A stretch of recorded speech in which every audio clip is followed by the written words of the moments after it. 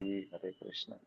આપ સૌનું ખૂબ ખૂબ હૃદયપૂર્વકનું સ્વાગત છે ઇસ્કોન મેંગલુરુ શ્રી શ્રી રાધા ગોવિંદ મંદિર કુલાઈ તરફથી ચાલતા ભક્તિ શાસ્ત્રીના કોર્સમાં ખૂબ ખૂબ હૃદયપૂર્વકનું સ્વાગત છે.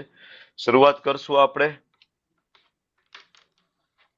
શ્રી શ્રી રાધા ગોવિંદજીના ચરણોમાં ખૂબ ભાવપૂર્વક પ્રેમપૂર્વકની પ્રાર્થના સાથે.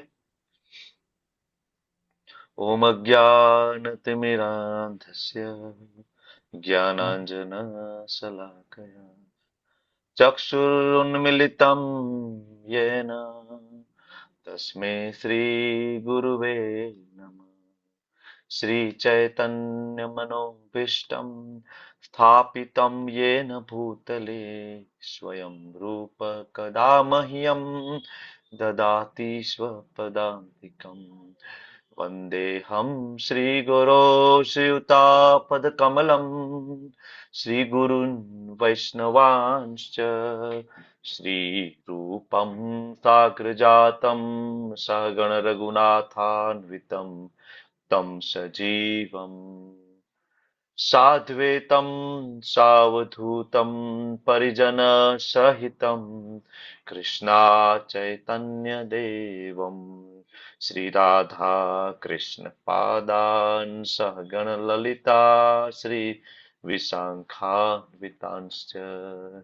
हे कृष्णा करुणा सिन्धो दीनबन्धो जगत्पते गोपेश गोपिका कान्त राधाकान्त नमस्तुते.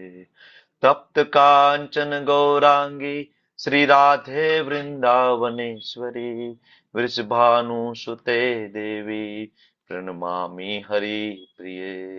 वाञ्छाकल्पतरुभ्यश्च कृपा सिन्धुभ्य एव च पतितानां पावनेभ्यो वैष्णवेभ्यो नमो नमः. नमो विष्णुपादाय कृष्णापृष्ठाय भूतले श्रीमते भक्तिवेदान्त स्वामिन् इति नामिने. नमस्ते सारस्वते देवे गौरवाणी प्रचारिणे निर्विशेष शून्यवादी पाश्चात्यादेशतारिणे. जय श्री कृष्ण चैतन्य प्रभु नित्यानंद श्री अद्वैत गदाधर श्रीवास आदि गौर भक्त वृंद. हरे कृष्ण कृष्ण कृष्ण कृष्ण हरे हरे हरे हरे राम राम राम राम हरे हरे. हरे कृष्ण प्रभु जी। हरे कृष्ण हरे प्रभु जी, दंडवत प्रणाम। कृष्ण दंडवत प्रणाम. हरे कृष्ण हरे प्रभुजी। कृष्ण हरे कृष्ण હરે કૃષ્ણ. સ્વાગત છે આપ સૌનું. વેલકમ. નાના ગુપ્તા પ્રભુજી હરે કૃષ્ણ. ઓકે, ચાલો બધાનું ખૂબ ખૂબ हरे कृष्ण હૃદયપૂર્વકનું प्रभु जी સ્વાગત છે. दंडवत प्रणाम। વિક્રમ પંડ્યા પ્રભુજી, કલ્પતરુ પ્રભુ વેલકમ. સ્વર્ણાંગી માતાજી, મિત્રવિંદા માતાજી, પ્રિયા જયસ્વાલ માતાજી, નીતા ગોહિલ માતાજી, દેન જીજ્ઞા ગુજરાતી માતાજી. હરે કૃષ્ણ. વેલકમ. ખૂબ ખૂબ સ્વાગત છે આપ સૌનું. તો હરે કૃષ્ણ. શરૂઆત કરીએ. ગયા સેશનના નાના એવા રિવિઝન થી શરૂઆત કરશું.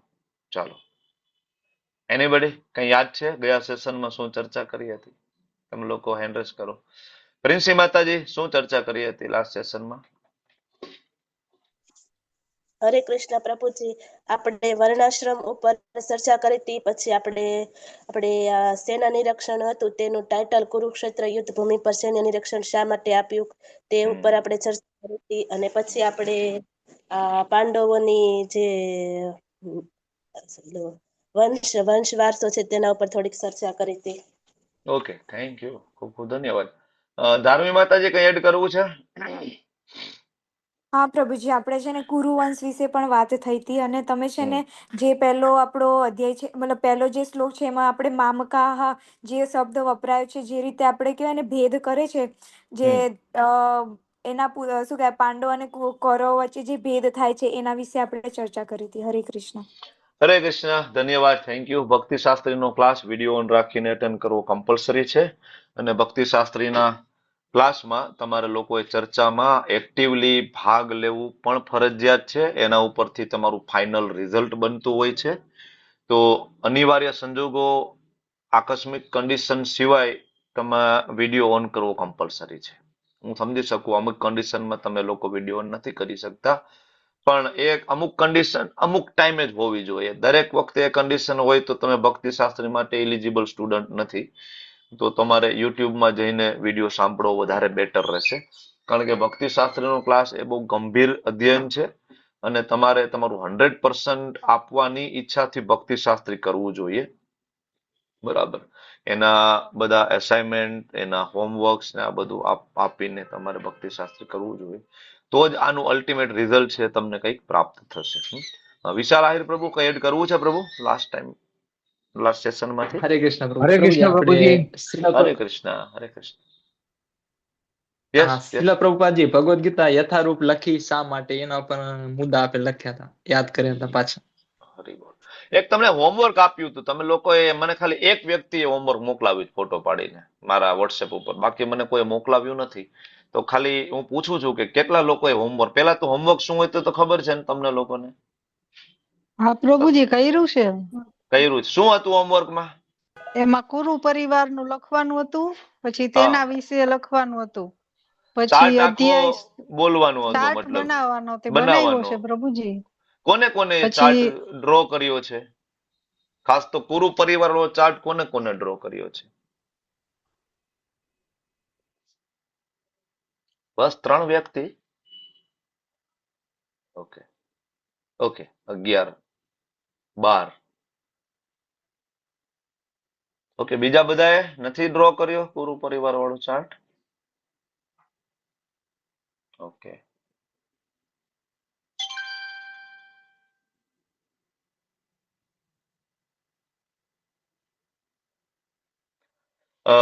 ચાલો હેન્ડ ડાઉન કરીએ. હવે આજે જે કુરુ પરિવારની સ્લાઇડ આપણે લેશું એમાં એક એક કેરેક્ટર વિશે તમારે બોલવાનું છે. આઈ થિંક તમે લેવલ 2 એટેન્ડ કર્યું હશે ને, લેવલ 2? અને એમાં આપણે ચર્ચા કરી હતી કુરુ વંશ વિશે. તો એમાંથી બોલવું છે અને બધાને બોલવું કમ્પલસરી છે. સર્ટિફિકેટ કોર્સમાં જેટલા રજીસ્ટર થયા છે એને કઈ ને કઈ એ પાત્ર વિશે બોલવું કમ્પલસરી છે. બરાબર. એટેન્ટિવલી એન્ડ એક્ટિવલી ઇન્વોલ્વમેન્ટ તમારું આ ભક્તિ શાસ્ત્રીમાં રહેશે. એ અનિવાર્ય છે અને એ કમ્પલસરી છે તમારા માટે. હું આગળ વધું છું આજના સેશન તરફ. તમને સ્લાઇડ બરાબર વિઝિબલ છે? શ્રી શ્રી રાધા ગોવિંદજીના દર્શન થાય છે? બધું બરાબર છે? હા પ્રભુ. હા પ્રભુ. Thank you so much. ધન્યવાદ. મારો અવાજ ને બધું બરાબર છે? હું આગળ વધું? હા પ્રભુજી. Okay, thank you. તો લેસન 1 માં આપણે ચર્ચા કરી રહ્યા હતા અને મારો બીજો પ્રશ્ન હતો કે એવા કોઈ કેન્ડિડેટ છે આજે ફર્સ્ટ ટાઈમ જોઈન થઈ રહ્યો ભક્તિ શાસ્ત્રીમાં? ફર્સ્ટ ટાઈમ એનીબડી જે પહેલી વાર આજે જોઈન થયા છે? ઓકે, રેખા પંડ્યા માતાજી અને હરિપ્રિયા ગોપી માતાજી. તો ઓકે,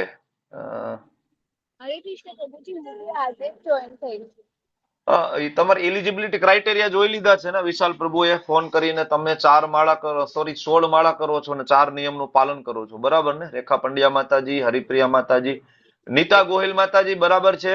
16 માળા 4 નિયમ. Okay okay. અને અત્યાર સુધી આપણે 7 સેશન કમ્પ્લીટ કર્યા છે. એ 7 સેશન તમારે જોઈ લેવાના છે, નહીતર તમને ખ્યાલ નહીં આવે. અને બીજું એક નાની એવી OBA ની એક્ઝામ જતી રહી છે, તો એ OBA તમારે લખીને મને આવતા 5 દિવસમાં મોકલવાનો છે. એ તમારે જોવું પડશે. તમારા આગલા વિડીયો આવતા 2 દિવસમાં એ જોઈ લો બેસીને, બરાબર? હા, કારણ કે આમાં OBA CBA બધી એક્ઝામ વિશે પણ આગળ ચર્ચાઓ થઈ છે. Okay, thank you so much. Video તમને અહીંયા ડિસ્ક્રિપ્શનમાં મળી જશે. તમે જે વોટ્સએપ ગ્રુપમાં એડ છો એના ડિસ્ક્રિપ્શનમાં ઉપર જાઓ, ત્યાં લેવલ 2 અને ભક્તિ શાસ્ત્રી બંનેના બધા જ વિડીયો ત્યાં અવેલેબલ છે, previous video. Okay, thank you. તો આપણે લેસન 1 ની આપણે ચર્ચા કરી રહ્યા છીએ, જેમાં 1 થી 22 શ્લોક છે.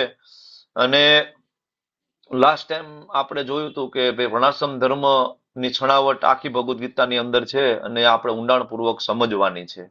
તો જ આપણને ખબર પડશે કે આપણે જ્યાં છીએ ત્યાં રહીને કેવી રીતના ભક્તિ કરી શકીએ. એટલે પેલો યુનિટ જે છે એનો ઓલમોસ્ટ એમ આ જ છે, બરાબર? અને થોડા પ્રશ્ન જવાબ આપણે લીધા હતા લાસ્ટ ટાઈમ. ભીષ્મજીના પિતાજીનું નામ ને આ બધી ચર્ચાઓ કરી ગયા. હવે આમાં તમારે હેન્ડરેજ કરવાનું છે. બધાએ એક એક કેરેક્ટર વિશે થોડું થોડું બોલવાનું છે. બરાબર, તમે હેન્ડ રેઝ કરતા જાઓ એટલે હું એ પ્રમાણે પૂછતો જઈશ. શરૂઆત કરશું આપણે શાંતનુ મહારાજ થી, અને પંસી માતાજી બોલશે શાંતનુ મહારાજ વિશે. જે હેન્ડ રેઝ થાય છે એ નોટ કરજો. વિશાલ પ્રભુ અથવા કોને સેવા આપેલી છે એટેન્ટિવલી ક્લાસ એટેન્ડ કરવા માટેની, ઇન્વોલ્વમેન્ટ માટેની? કોની સેવા? હા, જય શ્રી સુમંગલા જય માતાજી. શ્રી તમે નોટ માતા. કરજો કે કમ્પ્લીટલી ઇનએક્ટિવ પાર્ટિસિપન્ટ હોય, કે જે ક્યારે હેન્ડ રેસ ના કરતા હોય ને ક્યારે બોલતા જ ના હોય, તો પછી એમને આપણે યુટ્યુબ નો વિડીયો મોકલશું. એને અહીંયા ઝૂમમાં આવીને ક્લાસ એટેન્ડ કરવાનો મતલબ નથી. કારણ કે પ્રોબ્લેમ એ થશે, ઝૂમમાં જેટલા વધારે લોકો હશે આપણને એમ થાય બહુ પાર્ટિસિપન્ટ છે, બહુ પાર્ટિસિપન્ટ છે, આપણે સારી રીતના ભણી નહીં શકીએ. તો બીજો ઓપ્શન આપણે એ કરીશું કે એવા જ પાર્ટિસિપન્ટ સાથે ભક્તિ શાસ્ત્રી કરશું જે એટેન્ટિવલી એટેન્ડ કરવાના હોય. પછી ભલે 5 જ લોકો હોય તો 5 સાથે આપણે ભક્તિ શાસ્ત્રી ભણશું. બરાબર.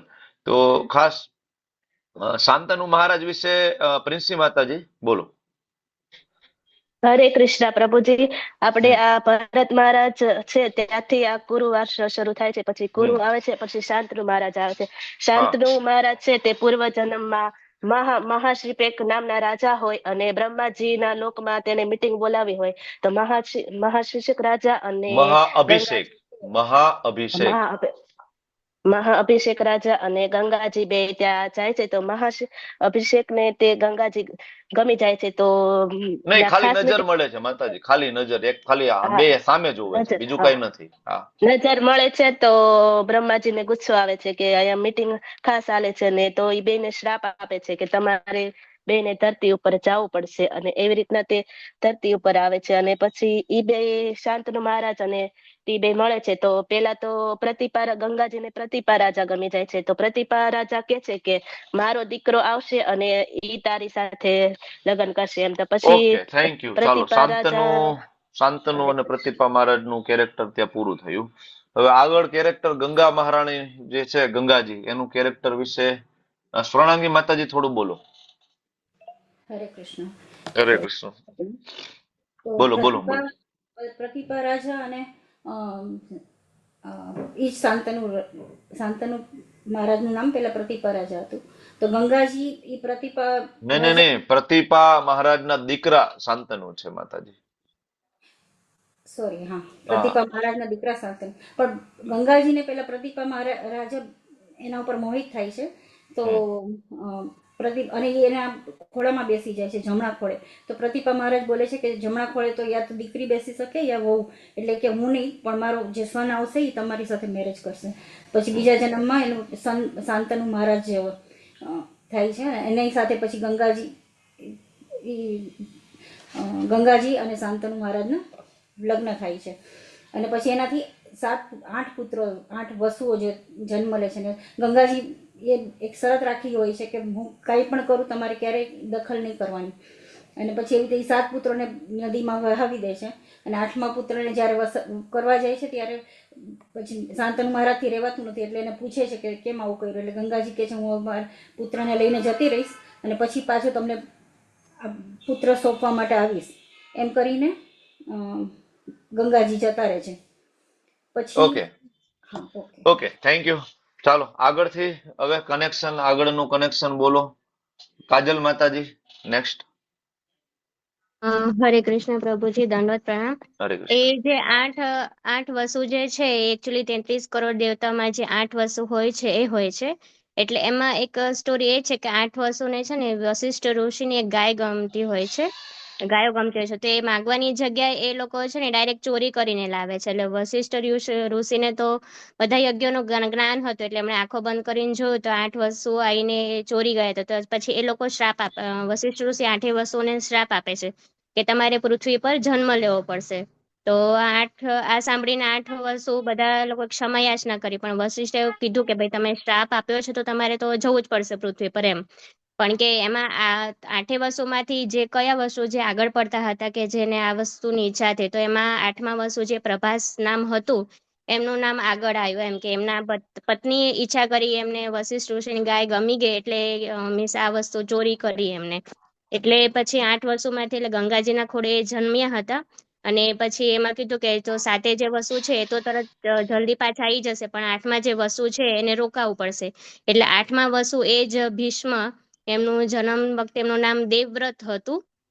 અને પછી જ્યારે એક દિવસ જ્યારે શાંતનુ રાજા હતા, એમણે જોયું કે કોઈક મહાવીર યોદ્ધો છે જે ગંગાજીના પ્રવાહને અટકાવતો હતો, એમના જે તીર બળના પણ તો એમણે જોયું કે આ કોણ છે, એમનું નામ શું છે. તો ત્યારે એ ટાઈમે ગંગાજી પ્રગટ થાય છે અને એમને જણાવ્યું કે આ તમારો 8મો પુત્ર છે, કે જે હું તમને સોંપવા માટે આવી છું, એમ કરીને પછી ગંગાજી ત્યાંથી જતા રહે છે. અને એ ટાઈમે એ જ ભીષ્મ દેવવ્રત નામ છે એમ કરીને. અને એમ પછી એક દિવસ પછી શાંતનુ ઓકે, રાજાને ચાલો સત્યવતી હવે જોડે. નેક્સ્ટ દેવયાની માતાજી. ચાલો આગળનું કનેક્શન બોલો પછી. એટલે સત્યવતી માતા સત્યવતી ઉપર પ્રભુજી. હા, આગળનું આ તમે સાંભળો છો એ પ્રમાણે આગળ કનેક્શન જેમ છે એમ બોલો, સિક્વન્સ. જે છે એમણે ભીષણ પ્રતિજ્ઞા લીધી હતી. એમાં એવું હતું કે સત્યવતી માતા છે એ શાંતનુજીને સત્યવતી માતા સાથે લગ્ન કરવા હતા. પરંતુ એમના પિતાશ્રીએ એવી એમને કીધું હતું કે જો સત્યવતીના પુત્રો થશે તો પછી હરે કૃષ્ણ, એક જ મિનિટ પ્રભુજી. એક મિનિટ પ્રભુજી જરા. હા, સોરી ફોર મિસ્ટેક સર.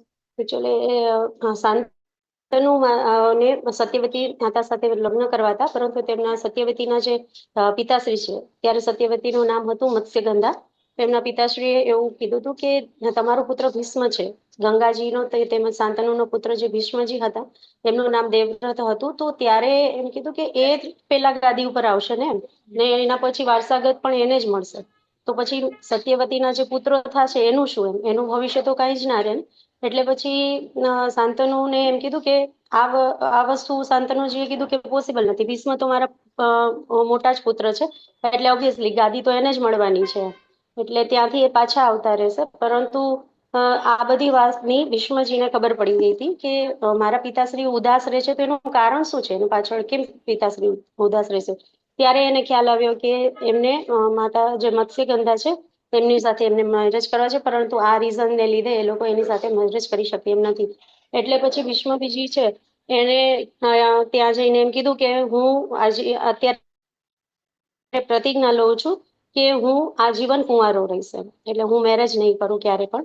તો કે તમે મેરેજ તો નહીં કરો, પણ ભવિષ્યમાં એવું બની શકે છે કે તમે ગાદી ઉપર તો રહેશો ને. ત્યારે ભીષ્મ પિતામહ એમ પણ કહે છે કે હું ક્યારે પણ ગાદી પર નહીં બેસું, પરંતુ જે પણ ગાદી ઉપર બેઠા હશે તેને હું વફાદાર થઈને રહીશ. એટલે કે હસ્તિનાપુરની જે ગાદી ઉપર જે પણ રાજા આવશે સ્ટેપ બાય સ્ટેપ, એ બધાને હું વફાદાર થઈને રહીશ અને એની હું રક્ષણ કરીશ ત્યારે.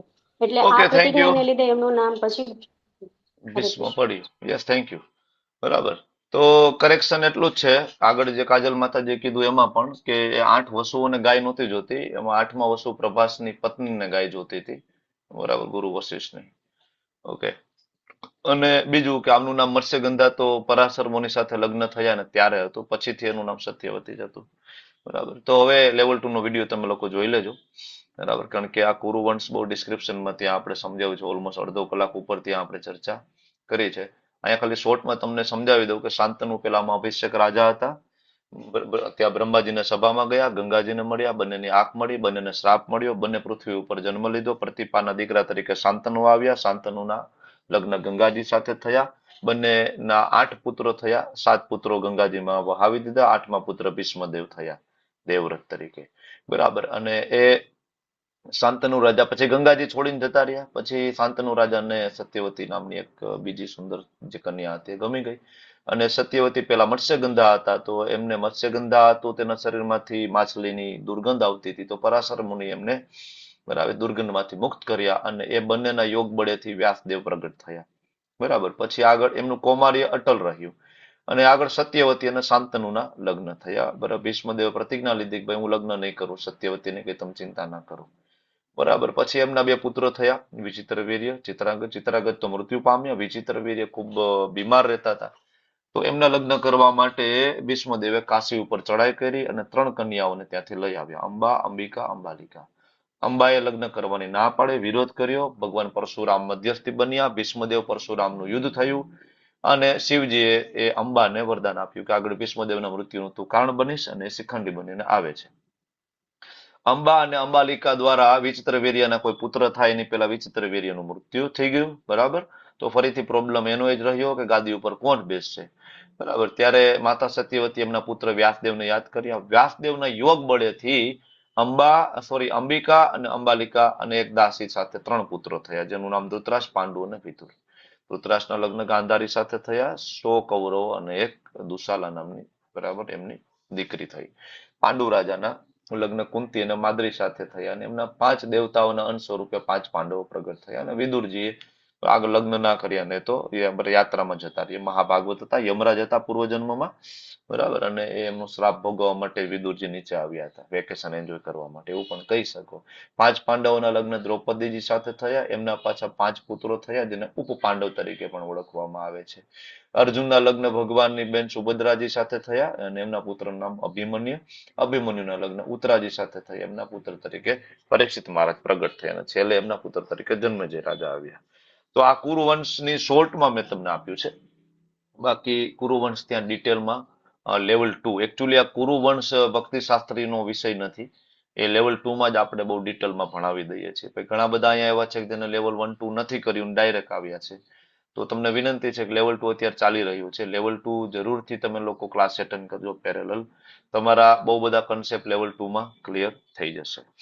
પછી આપણે એ ચર્ચા કરતા હતા કે શ્રીલ પ્રભુપાદજીએ ભગવદ્ ગીતા શું કામ લખી, બ્રેન સ્ટોર્મિંગ. તમે લોકોએ ઘણા બધા મુદ્દા આપ્યા હતા, બરાબર. આના ઉપર લાસ્ટ ટાઈમ ચર્ચા થઈ ગઈ. આગળ વધીએ. મિડ એન્ડ શ્રીલ પ્રભુપાદજીના મૂળ એન્ડ મિશન, એના મુદ્દાઓ ઉપર આપણે ચર્ચા કરી અને આપણે આગળ વધ્યા. અને પહેલો અધ્યાયના ટાઇટલ, શું કામ આ ટાઇટલ આપ્યું છે, શિલા ભક્તિનો ઠાકોરજીએ કુરુક્ષેત્રની યુદ્ધ ભૂમિ ઉપર સૈન્ય નિરીક્ષણ, જ્યારે બધી ભગવદ્ ગીતાઓમાં અર્જુન વિષાદ આપેલો છે. આ અધ્યાયનું નામ આ સમજ્યા. બીજું આપણે સમજ્યા કે જો એ નહીં સમજી શકીએ કે જગતમાં વિષાદ છે તો ભગવદ્ ગીતા આપણા જીવનમાં શરૂ નથી થતી. કારણ કે ભગવદ્ ગીતા ત્યારે શરૂ થાય છે કે જ્યારે તમે સમજો કે વિષાદ છે આ જગતની અંદર. બીજું આ ટાઇટલ ઉપરથી એ સમજી શકાય કે વિષાદને દ્વારા પણ કેવી રીતના ભગવાનની પ્રાપ્તિ કરી શકાય. એટલે અહીંયા વિષાદ યોગ આપ્યું છે. અર્જુનનો વિષાદ યોગ, યોગ એટલે ભગવાન સાથે જોડાવું. કે જીવનમાં મુશ્કેલી આવે ત્યારે પણ જો ભગવાન યાદ આવે ને તો એને વિષાદ યોગ કહેવાય. કે ભાઈ વિષાદ છે, જીવનમાં મુશ્કેલી છે, કપરી પરિસ્થિતિ છે, નથી સમજાતું, પણ ત્યારે ભગવાન યાદ આવે છે. મતલબ વિષાદમાં પણ જ્યારે ભગવાન યાદ આવે તો એને ખરેખર વિષાદ યોગ કહેવાય. કે વિષાદ દ્વારા પણ, વિષાદને પણ કેવી રીતના યોગ બનાવી શકાય, બરાબર. દુઃખને પણ કેવી રીતના અવસરમાં કન્વર્ટ કરી નખાય, એટલા માટે આ ટાઇટલ જે છે વિષાદ યોગ આપ્યું છે. અને આપણે આગળ વધ્યા હતા. આ શ્લોકા વિભાજન કેવી રીતના થયું એની ચર્ચા કરી હતી. અને પહેલા શ્લોકમાં આપણે આવી ગયા હતા ધર્મક્ષેત્ર કુરુક્ષેત્ર. એમાં આપણે મામકા શબ્દ અને ધર્મક્ષેત્ર શબ્દ ઉપર વધારે ભાર આપી અને આપણે સમજવાની કોશિશ કરી હતી કે ધૃતરાષ્ટ્રની મેન્ટાલિટી કેવી છે, બરાબર. આ બધી ઓલમોસ્ટ ચર્ચા આપણે કરી ચૂક્યા છીએ. હવે એક પ્રશ્ન મારો જે બાકી રહેતો હતો, તમે જોયું કે શ્રીલ પ્રભુપાદજીનો ભાવાર્થનો પહેલો મુદ્દો છે, પ્રભુપાદ એ સમજાવે છે કે ભાઈ ખરેખર ભગવદ્ ગીતા કોણ વાંચી શકશે, મતલબ કોને સમજાશે. એટલે પ્રભુપાદ પહેલો જ પેરેગ્રાફ, તમે લોકો તમારી હાર્ડ કોપી બાજુમાં લઈને બેસજો, કારણ કે આપણે રીડિંગ કરવું પડશે. જ્યાં જ્યાં આપણને એવું લાગશે તો હું તમને શ્રીલ પ્રભુપાદજીના ભાવાર્થ વાંચવા માટે કહીશ, તો તમે વાંચજો. તો તમે જોશો કે પહેલા શ્લોકના ભાવાર્થનો પહેલો પેરેગ્રાફમાં પ્રભુપાદ સમજાવે છે ગુરુ શિષ્ય પરંપરા નથી ને તો તમે ભગવદ્ ગીતા સમજી શકવાના નથી. તો તમે ભક્તિ શાસ્ત્રી કરવા આવ્યા હોય, પણ જો તમને ગુરુ શિષ્ય પરંપરામાં શ્રદ્ધા ના હોય તો અલ્ટિમેટલી કોઈ મતલબ નથી, કારણ કે તમને કઈ સમજાવવાનું નથી. કારણ કે જ્યાં સુધી તમને પરંપરામાં શ્રદ્ધા નથી તો બાકીનું બધું જ્ઞાન છે વેસ્ટ જવાનું છે. એટલે આપણે લાસ્ટ ટાઈમ આપણે વાત કરી હતી કે ભાઈ આપણી બુદ્ધિ વાપર્યા વગર પ્રભુપાદે જે લખ્યું છે એ બધું 100% સાચું છે. આપણને નથી સમજાતું એ વસ્તુ જુદી છે. વિનમ્ર ભાવે આપણે પ્રશ્ન પૂછીશું અને સમાધાન આપણે કરીશું સાથે બેસીને. પણ ચેલેન્જિંગ મૂડમાં જો તમે આવ્યા હોય ભગવદ્ ગીતાને સમજવા માટે તો દેટ ઇઝ ઇમ્પોસિબલ કે તમને ભગવદ્ ગીતામાંથી કઈ મળે, બરાબર. આ બધી ચર્ચાઓ ઓલમોસ્ટ આપણે લાસ્ટ ટાઈમ કરી લીધી છે. પછી એક નિંદણ, એના ઉપર આપણે ચર્ચા કરી હતી, બરાબર. તમે લોકોએ સરસ એના આન્સર આપ્યા હતા. અને બીજો એક મારો પ્રશ્ન તમને બધાને એક હતો, જો તમારે બધે ચર્ચામાં ભાગ લેવાનો છે, કે ભાઈ ભગવદ્ ગીતા એ શું કામ નથી સમજી શકતા આપણે? તમને પ્રશ્ન છે કે કોઈ વ્યક્તિ ભગવદ્ ગીતા વાંચે તો શું કામ નથી સમજી શકતો? તમે લોકો તમારા મુદ્દાઓ રેઝ કરી શકો છો કે આ કારણે ન સમજાય ભગવદ્ ગીતા, આ કારણે ના સમજાય. તો કયા કયા મુદ્દા હોઈ શકે? જુહી માતાજી એક મુદ્દો કહો, ભગવદ્ ગીતા વાંચીએ છીએ છતાં નથી સમજાતી, વાય? પેલું. હરે કૃષ્ણ પ્રભુજી. સૌથી પહેલું તો આપણે ભગવદ ગીતા જાતે વાંચીએ છીએ. અગર આપણે સાચા આધ્યાત્મિક ગુરુ પાસેથી સમજીએ તો આપણને સમજણ પડી જાય, પણ જાતે સમજવાનો ટ્રાય કરીએ તો આપણે જે લખ્યું છે એના પ્રમાણે આપણે આપણી રીતેના ભાવાર્થ સમજીને આપણે એને વાંચીએ એમ, એટલા માટે. Okay, thank you. બધા શોર્ટમાં આન્સર આપવાની હેબિટ પાડજો એટલે આપણે સુચારુ રૂપે આગળ વધી શકીશું. નારાયણી સુનૈના માતાજી એક મુદ્દો બોલો, ભગવદ્ ગીતા શું કામ નથી સમજી શકતા? એક મુદ્દો કહો. હરે કૃષ્ણ પ્રભુજી. ગુરુ શિષ્ય પરંપરાને ફોલો નથી કરતા અને 4 નિયમોનું પાલન નથી કરતા એટલે. Okay, very good. ચાલો, ગુરુ શિષ્ય પરંપરામાં નથી આપણે ફોલો કરતા એટલા માટે. હર્ષા ગેલાણી માતાજી એક મુદ્દો કહો, ભગવદ્ ગીતા શું કામ નથી સમજાતી, વાય? હરે કૃષ્ણ. કારણ કે બધા અલગ અલગ માયાવાદીઓ પોતપોતાના જે નિષ્કર્ષ આપતા હોય કે ટીકા આપતા હોય, તો તમે બધાનું અલગ અલગ સાંભળતા હો તો તમે એક પરફેક્ટ કોણ છે એ તમે સમજી જ ન શકો અને ગેરમાર્ગે દોરાઈ જાઓ. Okay, thank you. Gaur Sachi Prabhu, Bhagavad Gita શું કામ નથી સમજાતી? જેમની પાસે સમજ છે તે કદાચ કૃષ્ણ વેદી ના હોય. કૃષ્ણ વેદી ના હોય. Okay, thank you. Jayshree Sejpal માતાજી. હરે કૃષ્ણ પ્રભુજી. દદામી બુદ્ધિ યોગમ, એટલે કે આપણને જો ઈશ્વરની કૃપા હોય ને તો જ આપણે ભગવદ્ ગીતા સમજી શકીએ. કૃષ્ણ ભગવાનની કૃપા હોય તો ભગવદ્ ગીતાને સમજી શકાય. સરસ મુદ્દો છે. વિક્રમી પ્રભુ. હરે કૃષ્ણ પ્રભુજી. હરે કૃષ્ણ. પરંપરામાં અને આપણે ભગવદ્ ગીતાને આપણા જીવનમાં એ બધું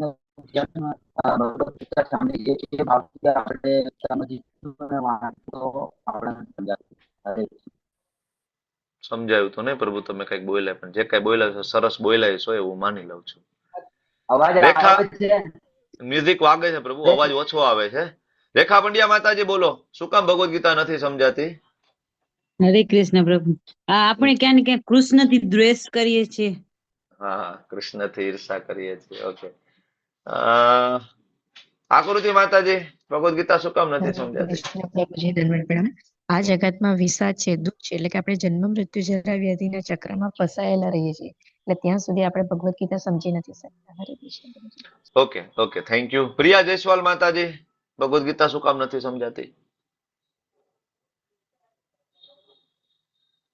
હરે કૃષ્ણ. પ્રિયા માતાજી, હરે કૃષ્ણ. હરે કૃષ્ણ. પ્રણામ પ્રભુજી. આપણી જોડે એટલી બુદ્ધિ જ નથી જે આપણે આ વેદોનું જ્ઞાન સમજી શકીએ. એના માટે આપણને ગુરુનું શરણે જવું પડે તો જ ગીતા સમજમાં આવે, અધરવાઇઝ ના આવે. Okay, thank you so much. તો તમે બધાએ મોટા મોટા જે મુદ્દા આપ્યા છે એ મુદ્દાની હું અહીં નોટ કરી રહ્યો છું. તો સમરી એ ટાઈપનું છે કે ભાઈ, એક તો પ્રામાણિક સ્ત્રોત નથી, વાંચીએ છીએ પણ પ્રામાણિક સ્ત્રોતમાંથી નથી વાંચતા, બરાબર. બીજું, પોતાના દ્રષ્ટિકોણથી સમજવાની કોશિશ કરીએ છીએ, જેમ માતાજી કીધું કે જાતે વાંચીએ છીએ, આ બરાબર. અને ત્રીજું કે શ્રદ્ધા નથી આપણને. તમે કીધું કે ભાઈ ભગવાન જેમ કે કૃષ્ણ વેદી નથી, ગોર સચી પ્રભુએ કીધું કે ભાઈ બરાબર શરણાગતિ નથી, અર્જુન જેમ સમજતા હતા, વિક્રમી પ્રભુ લખે છે. યસ, તો શ્રદ્ધા નથી, શરણાગતિ નથી, ભક્તિ ભાવ નથી, બરાબર. અપ્રામાણિક ગીતા આપણે વાંચીએ છીએ અને આપણો દ્રષ્ટિકોણ નથી. અને બીજું, આપણે ભગવાનને પૂર્ણ પુરુષોત્તમ નથી માનતા, સામાન્ય માણસ માનીએ છીએ. આવા લોકોની અથવા તો આપણે પોતે એવા છીએ તો નથી. તો મારે તમને બધાને એક પ્રશ્ન છે કે ભગવદ્ ગીતા ધૃતરાષ્ટ્રને પણ નથી સમજાણી. ધૃતરાષ્ટ્રને તો ધૃતરાષ્ટ્રે કોની પાસેથી ભગવદ્ ગીતા સાંભળી હતી? Open for all. સંજય. તો સંજય પ્રામાણિક સ્ત્રોત છે કે અપ્રામાણિક સ્ત્રોત છે? પ્રામાણિક છે. તો તમે કીધું કે પ્રામાણિક સ્ત્રોત અપ્રામાણિક સ્ત્રોત હોય તો ના સમજાય, પણ ધૃતરાષ્ટ્રે તો પ્રામાણિક સ્ત્રોતમાંથી સાંભળી હતી તો ન સમજાય, બરાબર. પછી તમારો એક પ્રશ્ન એવો, બરાબર, કે ભાઈ એડલ્ટ્રેશન હોય તો ના સમજાય, ભેળસેળિયા વાળું. તો સંજય જે ભગવદ્ ગીતા આપી હતી, ભેળસેળ વાળી આપી હતી કે પ્યોર આપી હતી? પ્યોર. તો ન સમજાણી ને, તોય ના સમજાણી. અને તમે એમ કીધું તૈયારી હતી. તમે એમ કીધું કે ભાઈ ભગવાનને પૂર્ણ પુરુષોત્તમ ના માનતા હોય તો ધૃતરાજ ભગવાનને ભગવાન માનતો હતો કે નહોતો માનતો? માનતા હતા. માનતા હતા. માનતા હતા. માનતા હતા. એકચ્યુઅલી એને ખબર હતી, ધૃતરાષ્ટ્રને ખબર હતી કે ભગવાન છે. તો મહાભારતની અંદર બહુ સ્પષ્ટ આપ્યું છે કે ઇવન ભગવાન જયારે શાંતિદૂત બનીને ગયા હતા ને ત્યારે ધૃતરાષ્ટ્રે દુર્યોધનને ચેતવણી આપી દીધી હતી કે ભાઈ આની સામે પડાય નહીં. બરાબર, આ નારાયણસિંહ ખબર છે મને. એટલે જો દુર્યોધન પોતે પણ બોલે છે તમે કયો છો હું માનું છું, બરાબર, હું ધર્મ જાણું છું પણ હું ધર્મને મારા જીવનમાં એપ્લાય નથી કરી શકતો. અધર્મ શું છે હું જાણું છું પણ હું હંમેશા અધર્મમાં પ્રવૃત્ત રહું છું. આ દુર્યોધનનો રિપ્લાય હતો ત્યારે. તો એવું નહોતું કે એને ખબર નહોતી કે ભગવાન છે, મતલબ એને ખબર હતી થોડું થોડું કે નહીં ભગવાન છે આ. બરાબર. ધ્યાનપૂર્વક સાંભળતો હતો ધૃતરાષ્ટ્ર, ઊંઘમાં પણ નહોતો. બરાબર. અને એવું નહોતું કે ભાઈ પાત્રતા નહોતી. એ રાજા હતો, પાંડુનો ભાઈ હતો, તો એવું ના કહી શકે કે એનામાં પાત્રતા બિલકુલ નહોતી, તે ના સમજી શક્યો. તો હવે તમે મને કહો કે ખરેખર જે પ્રમુખ કારણ શું હતું ધૃતરાષ્ટ્રના ભગવદ્ ગીતા ના સમજવા પાછળનું? પ્રભુજી એના પાપ બહુ હતા અને એ અધર્મની સાઈડ હતો એટલે. પાપ તમારા ને મારાય પાપ છે એટલા બધા, તો આપણે થોડું થોડું પોતાના ભગવદ્ ગીતા પુત્રમાં સમજી હેલો શકીએ. પુત્રમોહ હતો પ્રભુજી. પુત્રમોહ. આપણે કૃષ્ણને પુત્રના શરણાગત મોહમાં થવું હતો. હતા. તમે વન બાય વન બોલશો તો જ મને કઈક સમજ પડશે. વન બાય વન બોલશો. એક બોલે તો હરે કૃષ્ણ પરેશ હરે પ્રભુ કૃષ્ણ બોલો. પ્રભુજી. ચાલો એ પુત્ર મોહમાં હતો. ચાલો પુત્ર મોહના કારણે નથી સમજી શક્યો. ઓકે, બીજું કઈ? તે વારંવાર અપરાધ કરતા હતા, વૈષ્ણવ અપરાધ કરતા હતા એટલે. ઓકે, વૈષ્ણવ અપરાધ. બીજું કઈ? હરે કૃષ્ણ પ્રભુજી. મિત્રવિંદા માતાજી બોલો. ઓકે. સ્વર્ણાંગી માતાજી બોલો. ધૃતરાષ્ટ્રમાં એ ભાવ નતો, જેવો સંજયમાં અને અર્જુનમાં જે ભાવ હતો ને એ ભાવ ભાવ નતો. નહોતો. તમે બધાએ ખૂબ સરસ જવાબ આપ્યા છે, પણ આનો એક જ આન્સર છે કે ધૃતરાષ્ટ્ર છે ને એના દ્વારા મહાન વૈષ્ણવ અપરાધ થયો હતો પાંડવોના ચરણોમાં. આ એકમાત્ર કારણ છે ધૃતરાષ્ટ્ર ભગવદ્ ગીતા ના સમજી શક્યો. બાકી એવું નહોતું કે એનામાં પાત્રતા નહોતી, એને ખબર નહોતી પડતી, બુદ્ધિશાળી નહોતો, બધું કે પરંપરામાંથી નહોતું, બધું હતું એની પાસે. પુત્ર મોહ હતો, એ તમારા બધા જવાબ સાચા છે. આપણને પોતાને પણ પરિવાર મોહ, પુત્ર મોહ બધું જ છે.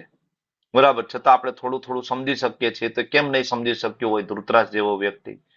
કારણ કે વૈષ્ણવ અપરાધ થયો પાંડવોના ચરણોમાં. ભગવાનના મહાન ભક્તો જે હતા એમના ચરણોમાં વૈષ્ણવ અપરાધ થયો.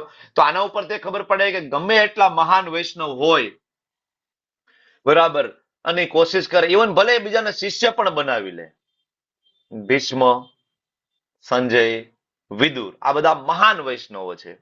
અને આ બધા ઈચ્છા પણ રાખે કે આપણને જ્ઞાન મળી જાય. જેવી રીતના ભીષ્મદેવની ઈચ્છા હતી ને ધૃતરાષ્ટ્રને જ્ઞાન મળી જાય, વિદુરજીને પણ ઈચ્છા હતી કે ભાઈ ધૃતરાષ્ટ્ર સુધરી જાય. તો આ બધાએ તનતોડ મહેનત કરી છે પણ એનું રિઝલ્ટ મળ્યું નહીં. શું કામ? વૈષ્ણવ અપરાધ. તો અહીંયા એક મહત્વનો મુદ્દો એ હતો કે તમારી દીક્ષા થઈ ગઈ હોય, બરાબર, તમે એડવાન્સ ડિવોટી હોય, તમે ઠાકોરજીની સેવા 20 વર્ષ, 25 વર્ષ, 30 વર્ષથી કરતા હોય, આ બધું બરાબર છે. પણ જો તમે વૈષ્ણવ અપરાધ કરતા હશો, તમે ભગવદ્ ગીતાને સમજી શકશો નહીં. તમે ગમે એટલા મોટા સિનિયર ડિવોટી હોય. હંમેશા યાદ રાખજો, વૈષ્ણવના ચરણોમાં થતો અપરાધ તમારા ગીતાનું જ્ઞાન છે હૃદયમાં શૂન્ય કરશે અને તમને ટોટલ ભૌતિક માણસ બનાવીને રાખી દેશે. તમને એવું લાગશે કે હું ડિવોટી છું. તમે તિલક કરશો, શિખા રાખશો, ધોતી કુર્તો પહેરશો, પણ એ બધાની અંદર કોન્શિયસનેસ તમારી ભૌતિક હશે, નહીં કે કૃષ્ણ ભાવનાયુક્ત, બરાબર, કોન્શિયસનેસ. એટલે આ આપણે નોટ કરવું જોઈએ કે વૈષ્ણવ અપરાધ છે મહા અપરાધ છે. એટલે ભગવાન ચૈતન્ય મહાપ્રભુ એને ગાંડા હાથી સાથે સરખાવેલો છે, ગાંડો હાથી.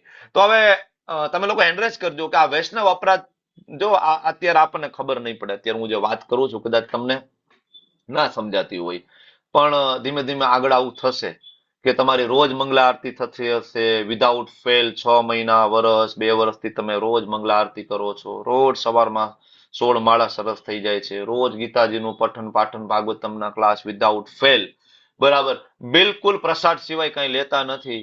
આવું સરસ તમે વૈષ્ણવ જીવન જીવતા હશો અને અચાનક એક દિવસ એવો આવી જશે ને કે તમારું મંગલા આરતીમાં ઉઠવાનું મન નહીં થાય, તમને એવું થશે કે ભાઈ 16 માળા એટલે બરાબર કે માન પૂરી થશે. આવા દિવસો અચાનક આવવા મળશે આધ્યાત્મિક જીવનની અંદર. ત્યારે હંમેશા વિચારવું પડશે કે નહીં, સમથિંગ ઇઝ હેપન, કાંઈક થયું છે. જાણતા અજાણતા કોઈક વૈષ્ણવ વિશે નિંદા ટીકા આપણાથી થઈ ગઈ ભૂલમાં, જે આપણે જાણતા નહોતા, અને વૈષ્ણવ નિંદા થઈ ગઈ, વૈષ્ણવના ચરણોમાં અપરાધ થઈ ગયો, ઈર્ષા થઈ ગઈ. તો આવું થશે, આપણા લાઈફમાં થશે, તમને આનો અનુભવ પણ થશે. તો હવે હું તમને પૂછું કે આનું સોલ્યુશન શું? પ્રોબ્લેમ મેં તમને કહી દીધો.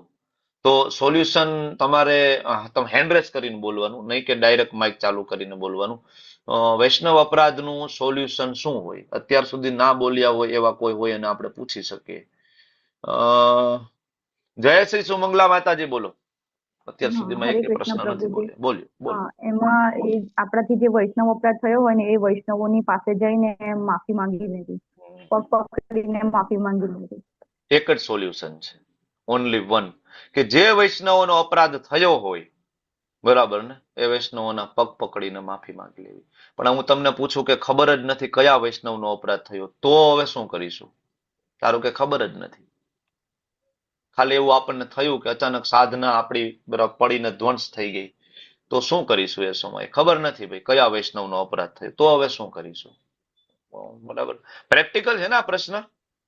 શું કરીશું ભાઈ? કોણ કે છે? આશા માતાજી, શું કરીશું? હરે કૃષ્ણ પ્રભુજી અને પંચતંત્ર ને પ્રભુજીના ચરણમાં માફી માંગી લેવાય. ઓકે ઓકે, હરિપ્રિયા માતાજી. ઓકે માતાજી, ઓકે, ગોટ ઇટ. હરિપ્રિયા માતાજી. હરે કૃષ્ણ પ્રભુજી. અજ્ઞાનતા से गलत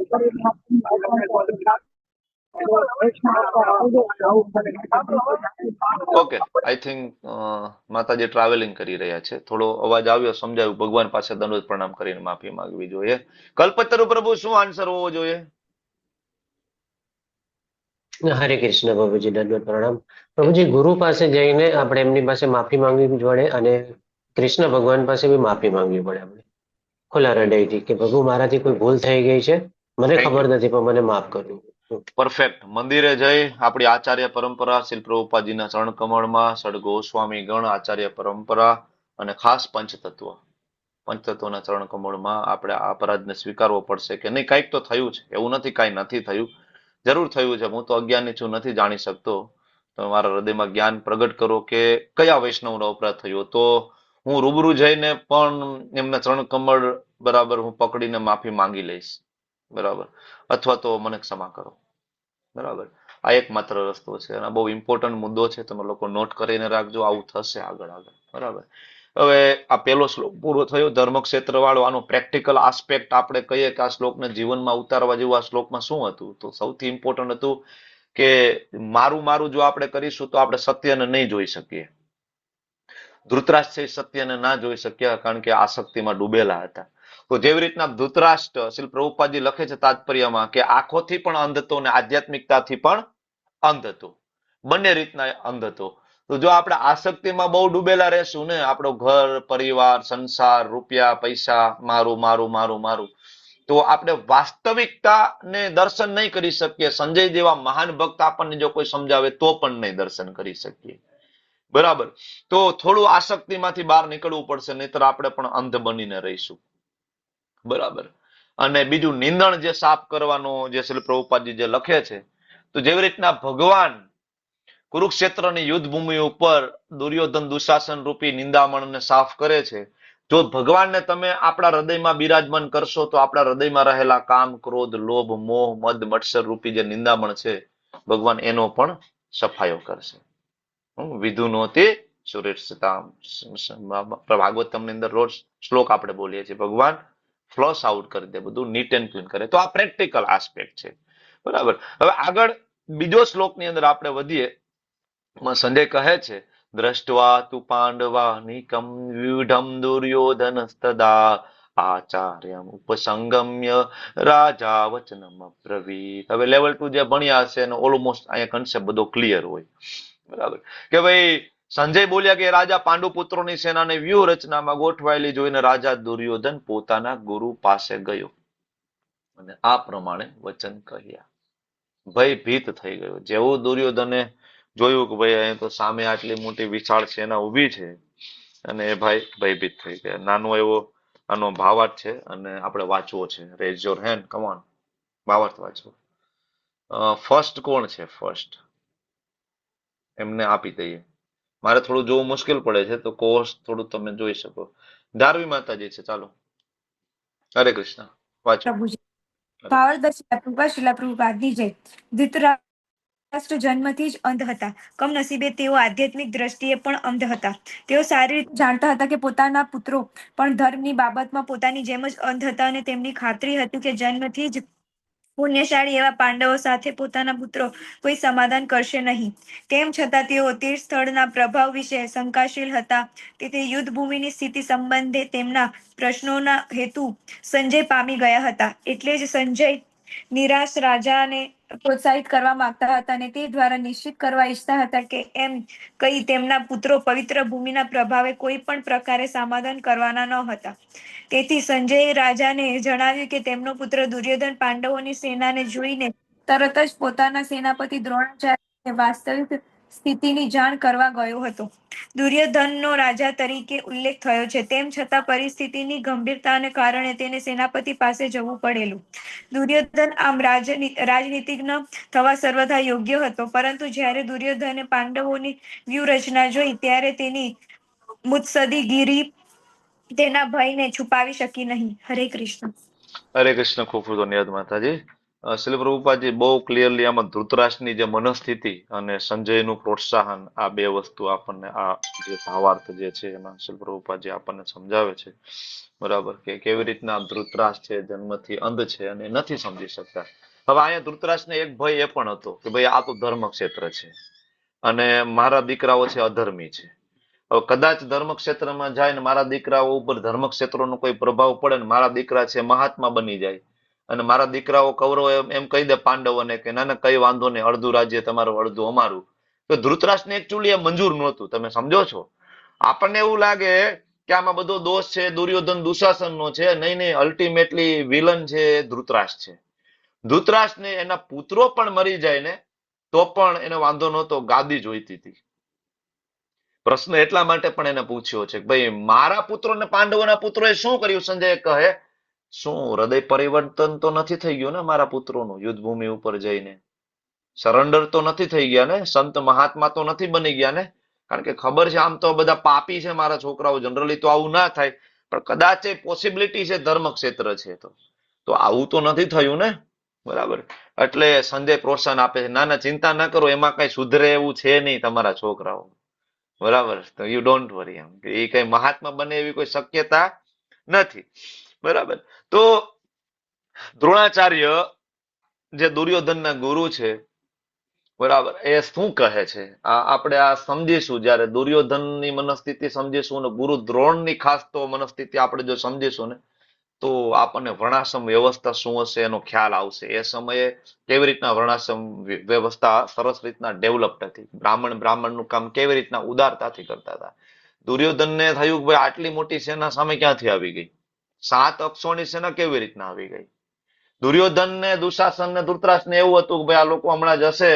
દુર્યોધન એવું હતું કે ભાઈ હમણાં જાય છે બપોરનું લંચ પાછું આવીને હસ્તિનાપુરમાં કરશું. સવારે નીકળ્યા છીએ, 5 પાંડવોને મારી નાખશું અને બપોર થતા તો પાછા આવી જશું અને હસ્તિનાપુરમાં લંચ કરીશું, તરત યુદ્ધ પૂરું કરી નાખશું. આ કઈ બહુ મોટી વાત નથી. આવું સેમ ધૃતરાષ્ટ્રે કુંતી મહારાણીને કીધું હતું જયારે કુંતી મહારાણી એને ચેતવ્યા હતા. કોને? ધૃતરાષ્ટ્રને, કે ભાઈ તમે જે સામે વિચારો છો ને ભગવાન નારાયણ. ધૃતરાષ્ટ્રનું કેવું એવું હતું કે ભાઈ 5 પુત્રો છે, 5 મરી જશે તારા, એને કે અમને સરેન્ડર કરી દે, નહીતર એની સાથે કોઈ સપોર્ટમાં તો કોઈ આવવાનું નથી, 5 પુત્ર મરી જશે અને કે સરેન્ડર કરી દે. ત્યારે કુંતી મહારાણી એમ કે છે કે એની સાથે કોઈ ના આવે ને તો કોઈની જરૂર નથી, કારણ કે એની બાજુ સાક્ષાત ભગવાન છે, નારાયણ છે.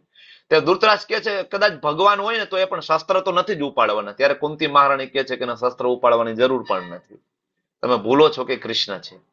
વગર શસ્ત્ર ઉપાડે એક ક્ષણમાં અનંત બ્રહ્માંડો નો બરાબર એ વિનાશ કરી શકે છે. તો યુદ્ધ કઈ એના માટે બહુ મોટી વાત નથી.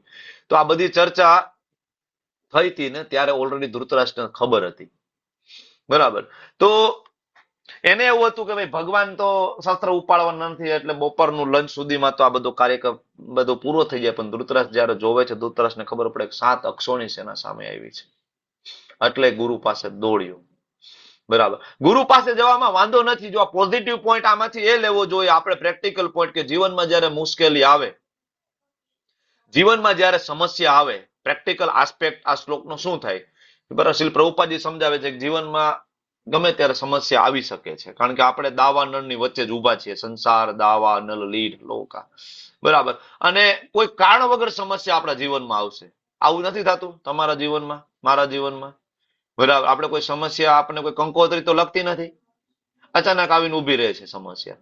તો સમસ્યા આવશે, ગમે એટલી મોટી વ્યક્તિ હોય, ગમે એટલા મોટા ભક્ત હોય, જીવનમાં મોટી સમસ્યાઓ, નાની સમસ્યાઓ આવશે. પણ એ સમયે ગુરુ એટલે કે ઓથોરિટી પાસે જવું જોઈએ. બરાબર, આ શ્લોકમાંથી પોઝિટિવ પોઈન્ટ આપણે શીખવાનો છે કે જીવનની જેટલી પણ ગૂંચવણો છે એ ઉકેલવા માટે જે પ્રામાણિક ગુરુ જે છે અને વરિષ્ઠો જે છે, સિનિયર ડિવોટી જે છે, બરાબર, એમનું માર્ગદર્શન જીવનમાં જરૂર કન્ટિન્યુઅસ લેતા રહેવું જોઈએ. પ્રેક્ટિકલ પોઈન્ટ છે. પણ હવે ગુરુદેવ પાસે જવું એનો વાંધો નથી, પણ ગુરુ પાસે કેવી રીતના જવાય એનું ભગવાને ક્યાંક ભગવદ્ ગીતામાં વર્ણન આપ્યું છે. કયા શ્લોકમાં? Anybody knows? ગુરુ પાસે કેવી રીતના જવું જોઈએ? થોડું બ્રેન સ્ટોર્મ કરો. બ્રેન સ્ટોર્મ 2.7 તો બરાબર શરૂઆત. પરિપ્રશ્નેન સેવયા પ્રભુ. હા, બોલો બોલો બોલો, શ્લોક બરાબર છે, કોટ કરો.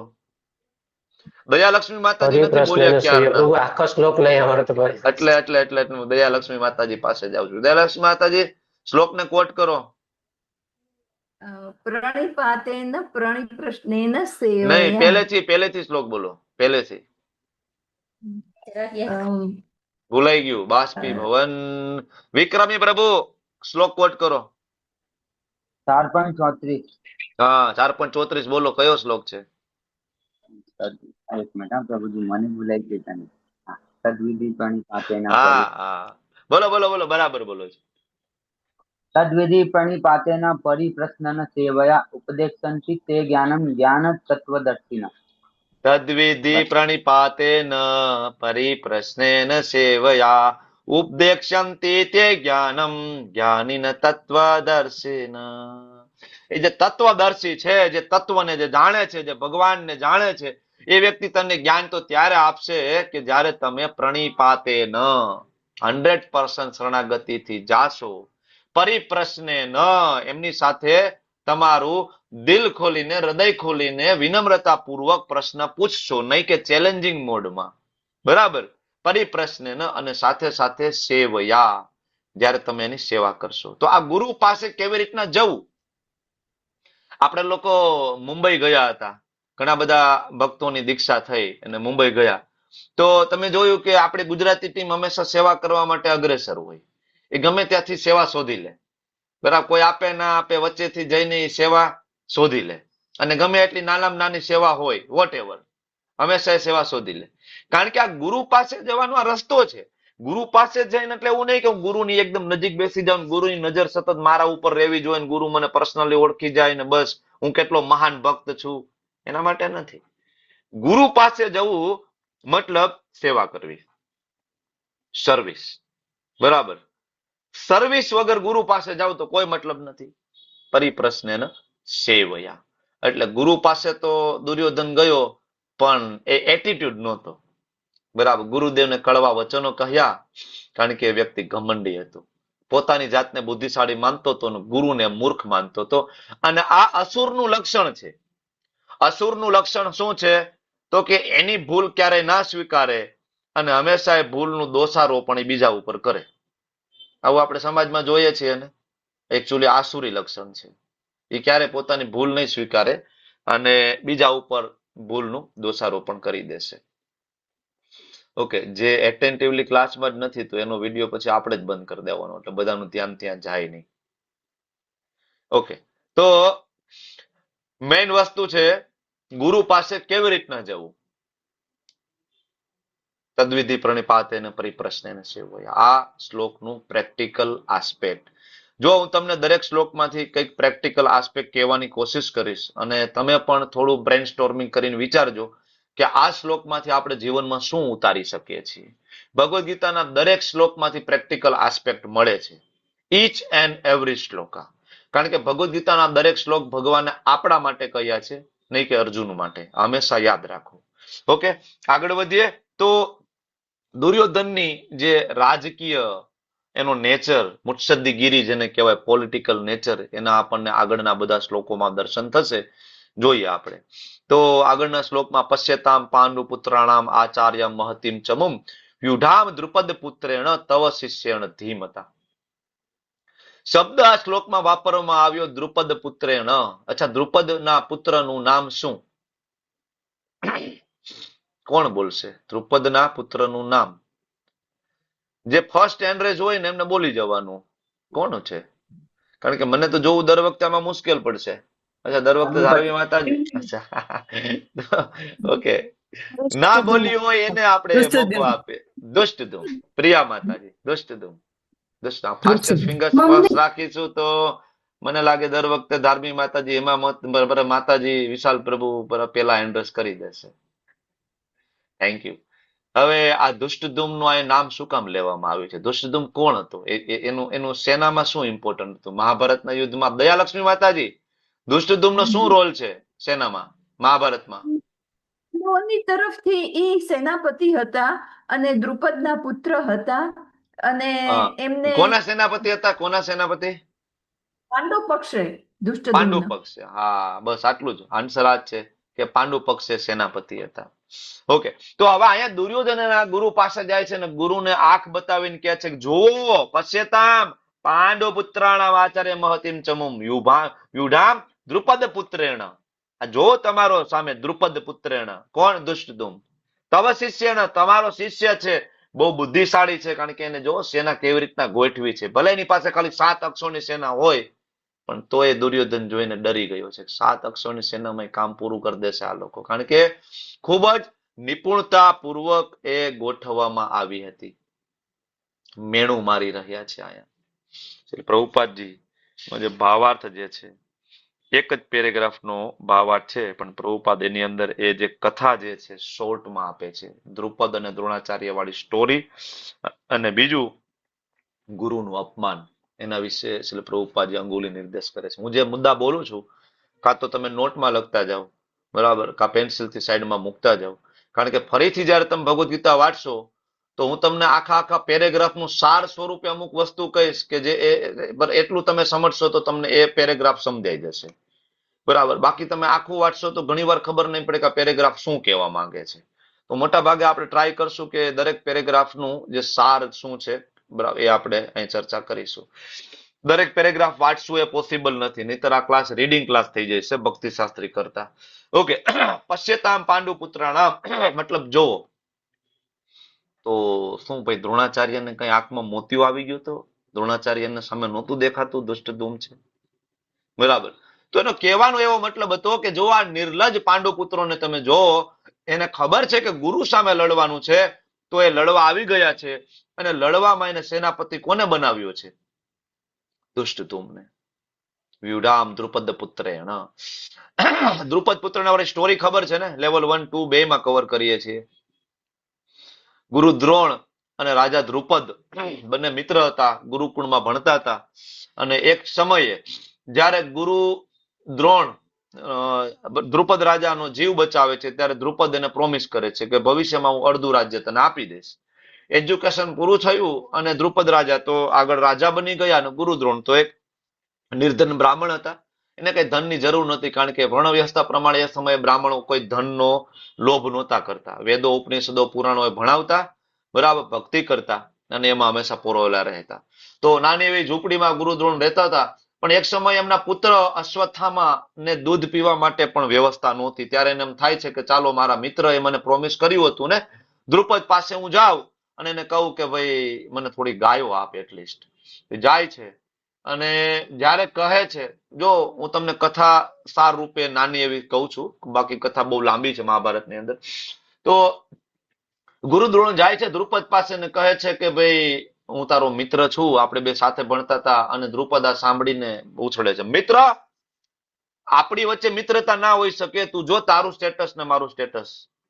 હું તો રાજા છું ને તો એક નિર્ધન બ્રાહ્મણ છું, આપણા વચ્ચે મિત્રતા ના હોય અને હળાહળ અપમાન કરે છે ગુરુ દ્રોણનું. ત્યારે ગુરુ દ્રોણને એમ થાય છે કે મારો મિત્ર છે ઘમંડી બની ગયો છે અને ઘમંડ એક દિવસ એને લઈ ડૂબશે, તો આનો ઉદ્ધાર કરવો જોઈએ. તો ગુરુ દ્રોણ પછી નક્કી કરે છે કે ચાલો કઈ વાંધો નહીં, આજે તો તે ઇન્સલ્ટ કર્યું છે ને, એક એવો દિવસ આવશે.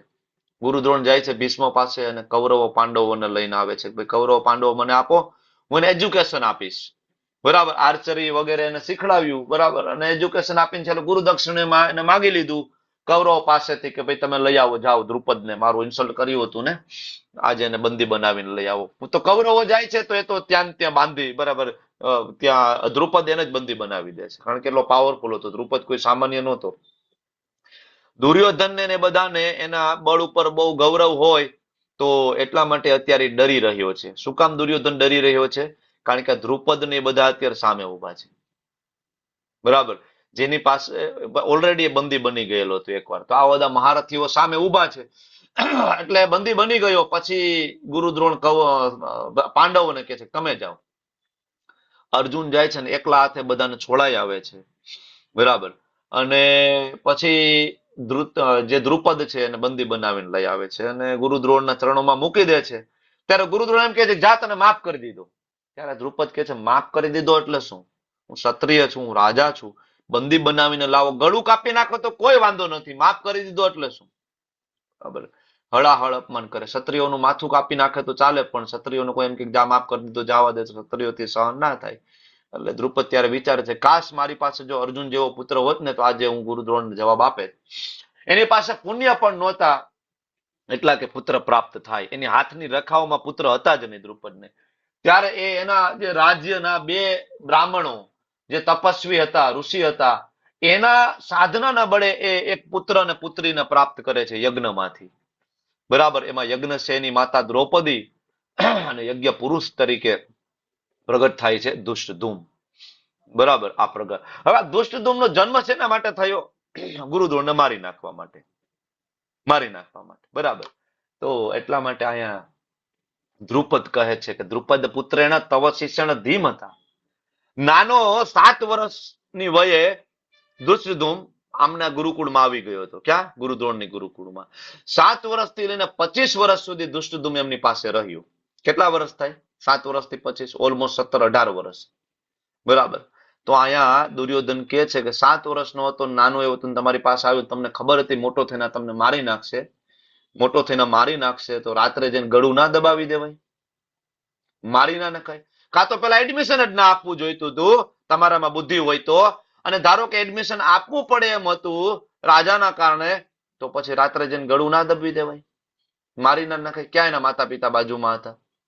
તમે મૂર્ખ છો.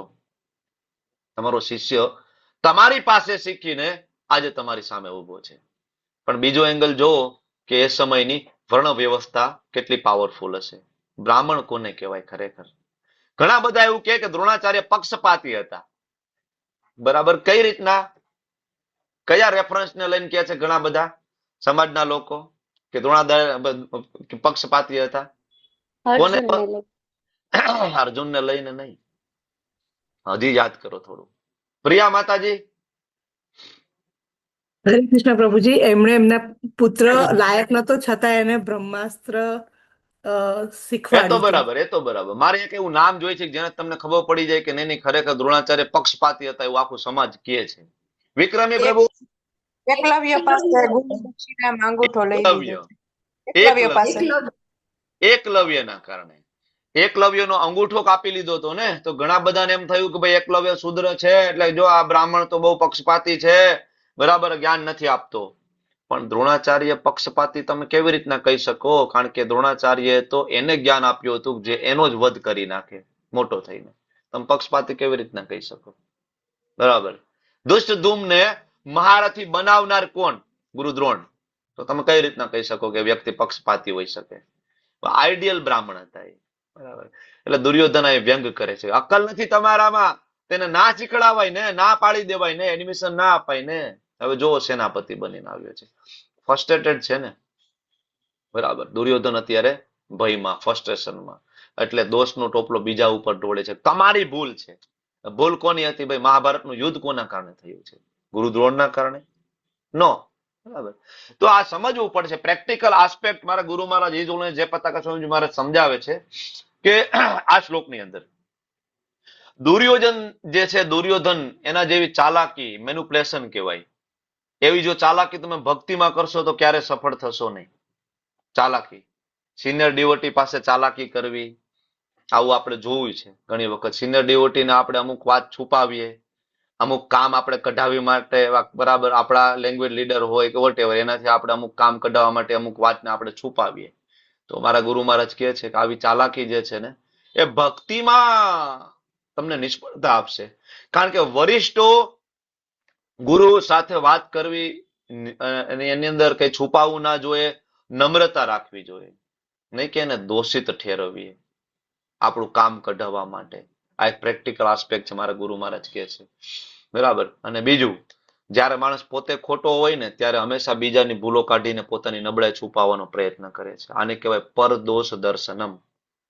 બીજા ઉપર દોષનું રોપણ કરી દેવું અને બીજાના જ દોષો જોવાના. પોતે તો બરાબર સર્વગુણ સંપન્ન છે, દુર્યોધનને એવું લાગે છે, એટલે ગુરુ દ્રોણમાં દોષ જોવે છે. પ્રેક્ટિકલી તમે વિચાર કરો, ભક્તિમાં બીજાના દોષોનું દર્શન કરવા કરતા આપણા જે દોષો છે ને આપણી જે ભૂલો છે એને કેવી રીતના સુધારી શકીએ એના ઉપર આપણે વધારે ફોકસ કરવું જોઈએ. તો આ કથા આપણને ખ્યાલ છે, ગુરુ દ્રોણ અને ધ્રુપદ વાળી કથા કેવી રીતના આગળ વધે છે. છતાં લેવલ 2 માં થોડું વિસ્તારપૂર્વક હજી કીધી છે, તમે લોકો જરૂર જઈને ત્યાં સાંભળજો.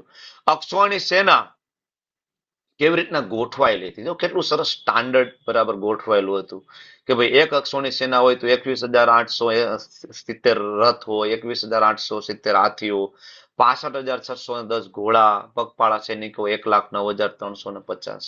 આ એક અક્ષોની સેના થઈ. આને ગુણાકાર કરો 11 અને એને ગુણાકાર કરો 7, તો એટલા સામે રથ, એટલા હાથી, એટલા ઘોડા. હવે આ હાથી એકલા ન હોય, હાથી ઉપર પણ મહાવત હોય, બરાબર, અને એની સાથે પણ યોદ્ધા હોય. એટલે એવું નહીં કે ખાલી હાથી જ છે. આ રથ પણ એકલો ના હોય, રથની અંદર સારથી પણ હોય ને રથની અંદર યોદ્ધા પણ હોય, અને રથની આજુબાજુ રક્ષણ કરવા વાળા પણ યોદ્ધા હોય. તો આની આજુબાજુમાં પણ કેટલા પગપાળા સૈનિકો હોય, હાથીની આસપાસ પણ હોય, હાથીનું રક્ષણ કરવા, અને ઘોડાઓની આસપાસ પણ હોય. અને એના સિવાયના જે પ્લેન કે જે ખાલી પગપાળા સૈનિકો છે જુદા, તો કેટલું બધું માનવ મહેરામણ ત્યાં ઉમટ્યું હશે. શિલ પ્રભુપાદજીના એક લેક્ચર, લંડનનું એક લેક્ચર છે, એમાં શિલ પ્રભુપાદજી કહે છે કે ઓલમોસ્ટ 64 કે 65, બેમાંથી એક આંકડો છે, પણ 65 કરોડ લોકો મહાભારતના યુદ્ધની અંદર માર્યા ગયા હતા. 65 કરોડ એક સાથે. આટલો મોટો વિધ્વંસ આજ સુધી એક યુદ્ધમાં નથી થયો. 65 કરોડ એક સાથે મરી ગયા હતા. તો આ જે સેના જે ગોઠવાયેલી છે, તમે જુઓ, એક અક્ષોની સેના હોય ને એને તો 9 વિભાગ કરેલા છે. એક અક્ષોની સેનાનો જે સેનાપતિ હોય એને મહાસેનાપતિ કહેવાય, બરાબર. અને એમાં ધીમે ધીમે નાનામાં નાનો ભાગ છે એને પાથીપાલ કહેવાય, પાથી, બરાબર. એમાં એક રથ, એક હાથી, 3 સૈનિક ને 5 પાયદળ હોય. આ નાનામાં નાનો યુનિટ છે. તો કેવી રીતના ગોઠવાયું હશે તમે વિચાર કરો. કરોડોની સંખ્યામાં સેના છે, તો આગળ જે સેનાપતિ છે કેવી રીતના બધાને ગાઈડ કરી શકશે. સરસેનાપતિ છે, સૌથી આગળ સરસેનાપતિ છે. તો સરસેનાપતિ છે કેવી રીતના બધાને ગાઈડ કરશે. દુષ્ટધુમ કેવી રીતના કહેવા જશે પાછળના સૈનિકોને.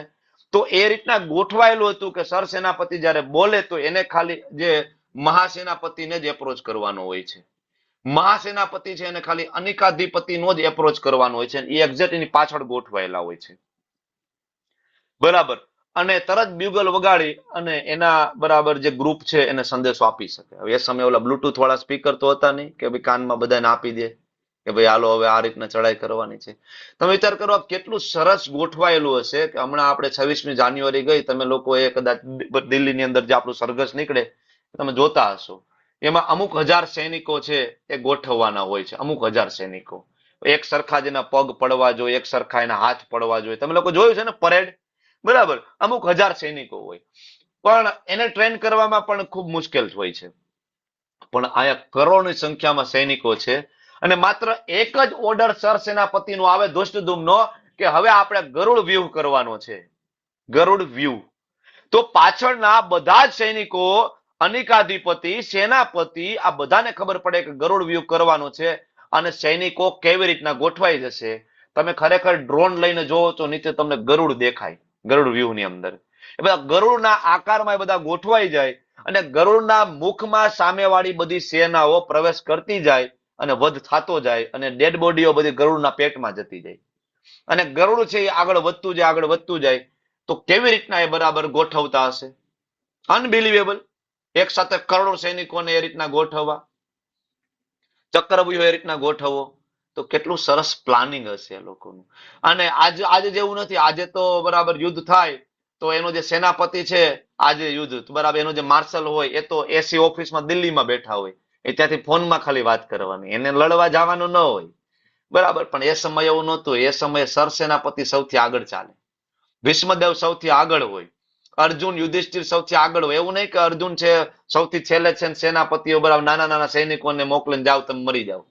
આજના યુદ્ધ એવી રીતના થાય, નાના નાના સૈનિકોને આગળ મોકલીને બધા મરી જાય અને બાકી જે ખરેખર મોટા મોટા કેપ્ટનો હોય એ તો ઓફિસમાં બેઠા બેઠા બરાબર ત્યાંથી ખાલી ઓર્ડર આપવાનો હોય. આજનું યુદ્ધ છે તો આ એ સમયનું યુદ્ધ હતું બરાબર. તો આ લોકો કેવી રીતના આ સરસ ગોઠવ્યું હશે. મહારથી, અતિરથી, અર્ધરથી, રથી બરાબર. મહારથી એટલે એક સાથે 10,000 સામે ચેરિયોટ હોય ને, રથ હોય ને, એને પહોંચી જાય મહારથી. અસંખ્ય ચેરિયોટ ને પહોંચી જાય એક સાથે, બરાબર, 1000 ઓફ. ઓકે, તો હવે આગળ આપણે જોઈએ કે દ્રોણાચાર્ય જાણતા હતા કે દ્રુપદ મહારાજને તેમનો પુત્ર મળ્યો છે. દ્રુપદ મહારાજને તેમનો પુત્ર મળ્યો. શેના માટે? એને મારી નાખવા માટે. આ શબ્દ છે પ્રભુપાદજીના છે. તેમ છતાં એને શિષ્ય બનવા, લશ્કરી કળા શીખવાની ઓફર કરવામાં આવી તો એને ના ન પાડી. આ જો કોઈ આવું કરી શકે? એની કોઈ બ્રાહ્મણ, ક્ષત્રિય, વૈશ્ય, શૂદ્ર, એની ટીચર કોઈ કરી શકે? ન કરી શકે. તો આ છે આપણું વર્ણાશ્રમ ધર્મ બરાબર. કે એને ખબર હતી. That means the Brahmana were so liberal.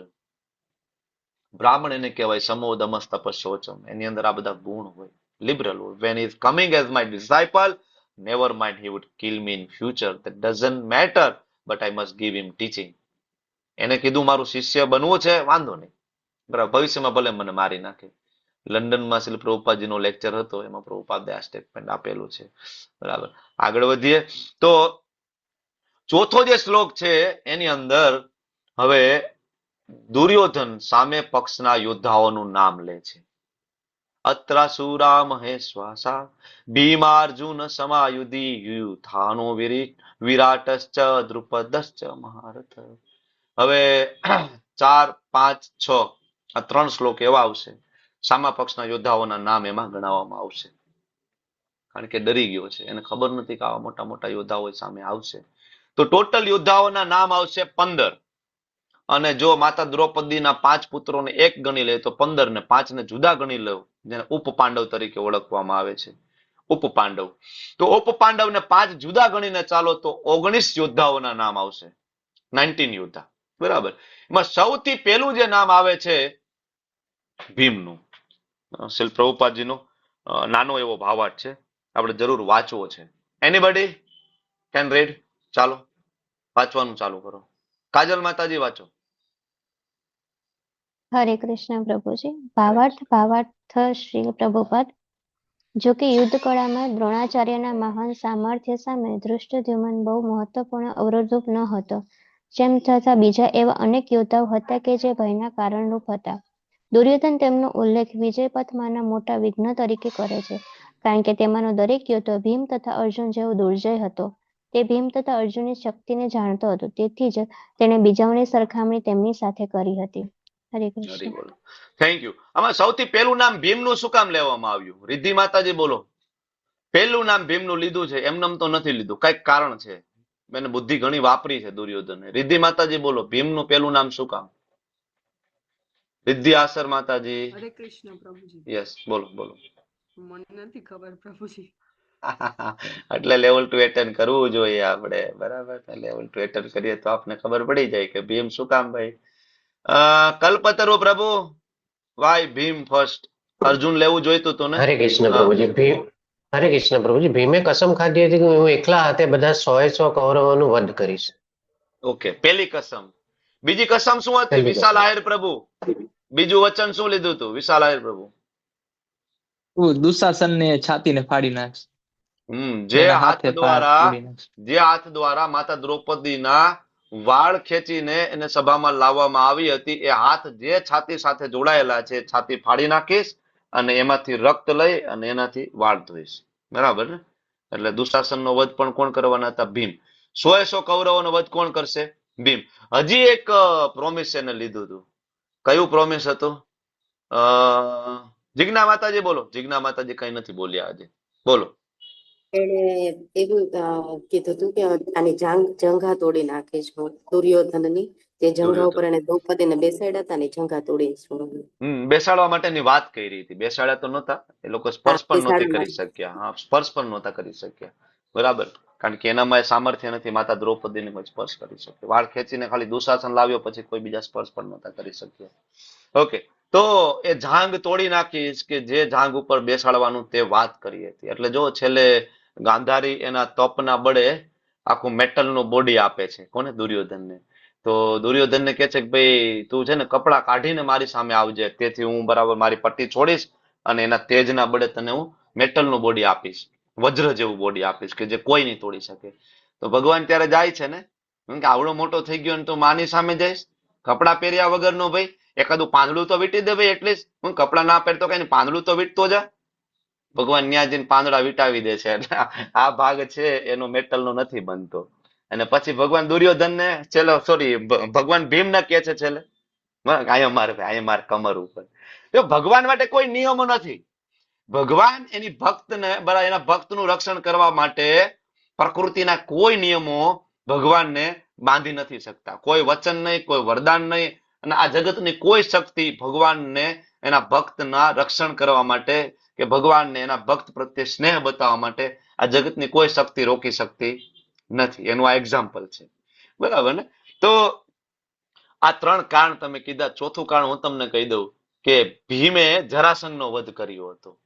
અને જરાસંઘનો વધ આ લોકોએ જોયો હતો. કોને? દુર્યોધન ને બધા. અને બધાને ખબર હતી કૌરવોને કે જરાસંઘને મારવો મતલબ ઇટ ઇઝ બરાબર અનબિલીવેબલ. બરાબર, 2 કટકા કરી નાખો તો 2 કટકા જોડાઈ જાય એવો જરાસંઘ. 2 કટકા કરી નાખો તો 2 કટકાય પાછા જોડાઈ જાય. આજે આ લિંક ઉપર કોઈનો ક્લાસ છે કે સુજાતા માતાજીને બધા એન્ટર થવાની પરમિશન માંગી રહ્યા છે? હરિબોલ.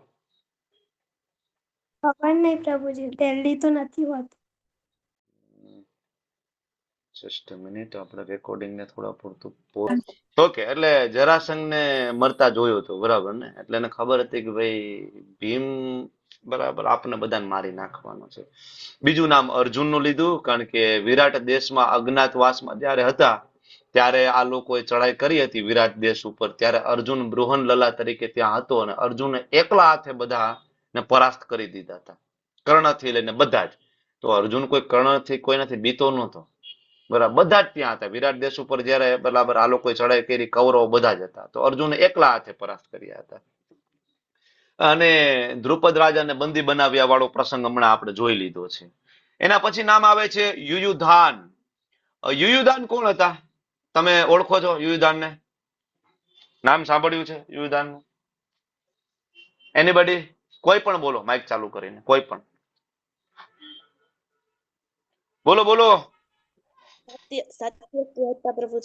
હા, સાત્યકી. યુયુધાન એટલે સાત્યકી. સાત્યકી કોણ હતા? સાત્યકી કોણ હતા? પ્રભુજી યાદવ હતા. કૃષ્ણ ભગવાન. સાત્યકી યાદવ તો હતા જ, પણ બીજું એક મહત્વનું પણ એનો રોલ હતો. બોલો.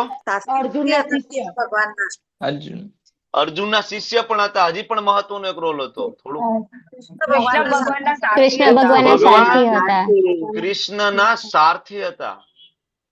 તમે વિચાર કરો, તમે ખાલી એના ઉપરથી થોડું અનુમાન લગાવો કે ભીમ, અર્જુન અને પછી તરત એને યુયુધાનનું નામ લીધું છે. તમે સમજી શકો કે કેટલા પાવરફુલ યોદ્ધા હશે યુયુધાન. ક્યાંય બીજા કોઈનું નહીં, ડાયરેક્ટ યુયુધાનનું નામ લીધું છે. મોસ્ટ પાવરફુલ યોદ્ધા. કારણ કે એના ગુરુ કોણ હતા યુયુધાનના? અર્જુન. અર્જુન પાસેથી જ આર્ચરી અને માર્શલ આર્ટ જે છે ને એ બધું શીખ્યા હતા. અને એ યુયુધાન છે યાદવ હતા. બરાબર, અને પાંડવો તરફથી લડ્યા હતા. અને એક આખી અક્ષોહિણી જે છે એ યુયુધાન સંભાળીને બેઠા હતા. બરાબર, એના કમાન્ડર હતા. બરાબર, અને તમને એ પણ કદાચ ખ્યાલ હશે કે આખા મહાભારતના યુદ્ધમાં યુધાન મર્યા નહોતા, એનો વધ જ નહોતો થયો. બરાબર, યુધાન જીવિત રહી ગયા હતા. જે ગણ્યા ગાંઠિયા લોકો જે જીવતા રહ્યા ને, બરાબર, જે એક તો 6 ચિરંજીવી છે, એના સિવાય પણ યુધાન છે ને એ પણ બચી ગયા હતા. એ યુદ્ધમાં મરાયા નહોતા. યુધાન છે એનું બરાબર મૃત્યુ પછી થયું. ક્યારે? જયારે યાદવો વચ્ચે સિવિલ વોર થયું ને, યાદવો વચ્ચે પાટણમાં સિવિલ વોર, પ્રભાસ પાટણ, સોમનાથ, બરાબર, ત્યારે આ યુધાન છે ત્યારે મરાયા હતા. બરાબર, વેરી પાવરફુલ યોદ્ધા યુધાન. એના પછી નામ આવ્યું વિરાટ. વિરાટ વિશે કઈ થોડું ઘણું કહી શકો? એકાદ બે શબ્દ. જુહી માતાજી, વિરાટ રાજા વિશે થોડું કઈક કયો. હરે કૃષ્ણ પ્રભુજી. પ્રભુજી જયારે અજ્ઞાતવાસનો જે વનવાસમાં હતા ને ત્યારે બૃહનલ્લા બનીને અર્જુને એમને સારથી બન્યા હતા. અને જયારે યુદ્ધ થયું હતું, યુદ્ધ કરવા માટે આવ્યા હતા, એટલે પકડવા માટે જ આવ્યા હતા દુર્યોધનને, કે અહીંયા જ અજ્ઞાનવાસ તરીકે અહીંયા જ છુપાયા છે. ત્યારે વિરાટ રાજા એમની સામે લડ્યા હતા ત્યારે હતા. Okay, thank you. તો મત્સ્ય દેશના રાજા વિરાટ અને અજ્ઞાતવાસમાં પાંડવોએ એમનો આશ્રય લીધો હતો. એમના પત્નીનું નામ સુદેશણા અને વિરાટ રાજાના પુત્રનું નામ ઉત્તર, જેમનો વધ થયો હતો યુદ્ધની અંદર. અને પુત્રીનું નામ શું હતું? પુત્રી ઉત્તરાને કોની સાથે લગ્ન કરવા હતા? એકચ્યુઅલી પહેલા તો અર્જુન સાથે લગ્ન કરવા હતા, બરાબર. પછી અર્જુને કહ્યું કે નહીં, મારા પુત્ર તમારા યોગ્ય છે, બરાબર. પછી અભિમન્યુ સાથે એમના લગ્ન થયા ઉત્તરા માતાના. ઓકે, તો 5 પાંડવો જે અજ્ઞાતવાસમાં રહેતા હતા વિરાટમાં, એમાં શું શું કામ કરતા હતા? યુધિષ્ઠિર બરાબર કયા નામે અને શું કામ કરતા હતા ખબર છે? નહીં, યુધિષ્ઠિર નું કામ રસોઈ બનાવવાનું નહોતું. યુધિષ્ઠિર છે જૂઠ રમાડતા હતા, જૂઠ. યુધિષ્ઠિર રાજાની બાજુમાં જ રહેતા હતા. એનું નામ હતું કંક. માઇક બંધ કરી દો, માઇક બંધ કરી દો. ડિસ્ટર્બન્સ બહુ જ આવે છે એક તો બેકગ્રાઉન્ડ માંથી. આન્સર બોલો છો તો આમે કઈ સમજાતું નથી તમે, અને ઉલટાનું ખોટું ડિસ્ટર્બન્સ જાજુ આવે છે. યુધિષ્ઠિર જે કંક નામે વ્યક્તિ હતા અને જૂથ રમાડતા રાજાને, બરાબર, અને એના સહાયક તરીકે હંમેશા રહેતા. અર્જુન બૃહનલલા તરીકે, બરાબર, એમના જે પુત્રી છે એના નૃત્ય ગુરુ તરીકે હતા. ડાન્સ શીખડાવતા હતા અર્જુન બૃહનલલા, કારણ કે એને શ્રાપ હતો અર્જુનનો. કોનો શ્રાપ હતો? 1 વર્ષ માટે એ બરાબર નપુસંક બની જશે અર્જુન. ઉર્વશીનો, માતા ઉર્વશીનો શ્રાપ હતો, બરાબર. શ્રાપ કયો કે વરદાન કયો, બરાબર. અત્યારે તો જ અર્જુન અત્યારે બૃહનલલા બનીને બેઠા છે. અને પછી ભીમનું કામ રસોઈનું હતું. તમે હમણાં રસોઈનું કીધું ને, ભીમને ખાવું ભાવે ભાઈ, એટલે એનો ગમતો વિષય રસોડું છે. એટલે ભીમ ત્યાં વલ્લભ તરીકે હતા અને એ રાંધણની ને બધી જવાબદારી ભીમની હતી વિરાટ દેશમાં. નકુલ ઘોડા સંભાળનાર હતા, કારણ કે પશુ પ્રેમી હતા. અને નકુલ છે એ પશુઓની બધી જ ભાષા જાણતા હતા. તમને ખબર છે ને, ગાય, મોર, પોપટ, જેટલા પણ પક્ષીઓ છે ને, પશુ પક્ષીઓ, એ બધાની લેંગ્વેજ નકુલ ઓળખી શકતા હતા. નકુલ એની સાથે વાત પણ કરી શકતા હતા. એટલે નકુલ છે એને ગમતું કાર્ય કરતા હતા. અને સહદેવ છે ગાયો સંભાળતા હતા. સહદેવ છે એ ભવિષ્ય જોઈ શકતા હતા. સહદેવ, એની પાસે એ બરાબર શક્તિ હતી. અને માતા દ્રૌપદી છે એ મહારાણીના દાસી તરીકે હતા, બરાબર. સાયરંધ્રી કે એવું કઈક નામ હતું, એક્ઝેક્ટ તમે લોકો સર્ચ કરજો, સાયરંધ્રી, બરાબર. તો આ શું હતું? સુદેશના પ્રભુજી. ઓકે, સુદેશના તો આમના વાઇફ નું નામ હતું. વિરાટના સાયંદ્રી કે શેરંદ્રી એવું નામ હતું. આ એટલે એનું નજીકનું. એના પછી આવે દ્રુપદ, બરાબર. યુધાન, વિરાટ, દ્રુપદ રાજા. દ્રુપદ વિશે થોડુંક બોલો. એ તો હમણાં આપણે ચર્ચા કરી ગયા ને, 1-2 લાઈન કોણ બોલશે દ્રુપદ વિશે? એકચ્યુઅલી આ બધા પાત્ર તમારે જ બોલવાના છે. અર્ચના માતાજી, દ્રુપદ રાજા વિશે બોલો 1 લાઈન.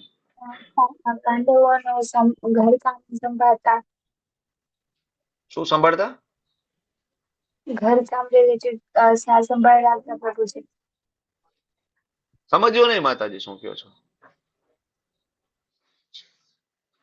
ઓકે, એનીબડી બીજા કોઈ કહેશે? દ્રુપદ વિશે તો હમણાં આપણે વાત કરી ને. નીતા માતાજી બોલો, નીતા ગઢવાણા માતાજી, દ્રુપદ વિશે હરે થોડું. કૃષ્ણ પ્રભુજી. દ્રુપદ પાંચાલ દેશના રાજા હતા અને તે હા, દ્રૌપદીના પિતા હતા અને તે ઓકે. પાંડવો તરફથી યુદ્ધ લડ્યા હતા. પાંચાલ દેશના રાજા, બરાબર, એમના બાળક સ્વરૂપે માતા દ્રૌપદી, ધૃષ્ટદ્યુમ્ન અને શિખંડીની, બરાબર, એ પણ એમની પુત્રી તરીકે જ આવ્યા હતા ને, બરાબર. અને દ્રુપદ અને દ્રોણાચાર્ય બે બાળપણના મિત્રો હતા ને કથા આપણે જોઈ છે, એટલે એ હું ડિટેલમાં નથી જતો. હવે આ શ્લોકમાંથી પ્રેક્ટિકલ આસ્પેક્ટ તમે શું શું લઈ શકો જીવનમાં? કોઈ કહેશે?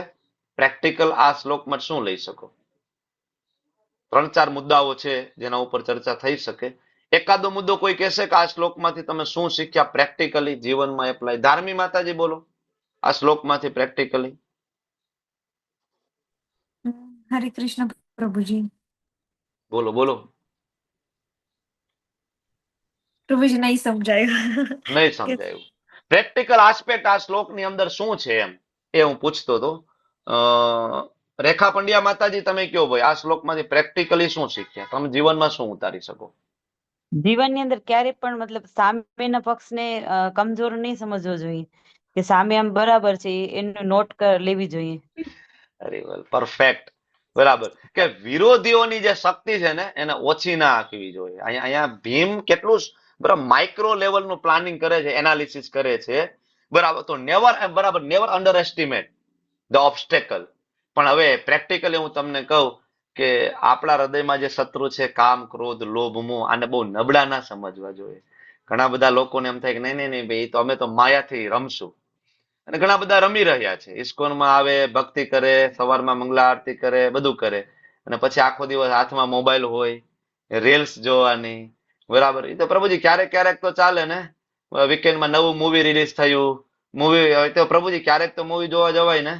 હોટલમાં જવું, બહારનું જમવું, બરાબર. No, never underestimate the obstacle. તમે આને નાના ઓબ્સ્ટેકલ ના માનો, બરાબર. કારણ કે ભક્તિની અંદર જયારે તમે આવો છો તો કામ, ક્રોધ અને લોભ જે છે ને એ આપણને ધ્વંસ કરી દેશે. ભીમ અને અર્જુન સમા છે આ બધા. તમને શું લાગે છે?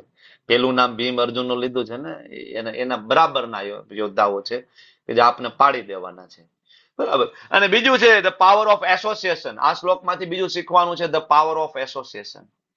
આધ્યાત્મિક પ્રગતિ કરવી હોય ને તો એવા લોકોનો સંગ કરવો જોઈએ, બરાબર, કે જેઓ ભક્તિમાં ભીમ અને અર્જુન જેવા દ્રઢ હોય, કે બાજુમાં ઉભા હોય ને તો માયા છે થરથર કાપે.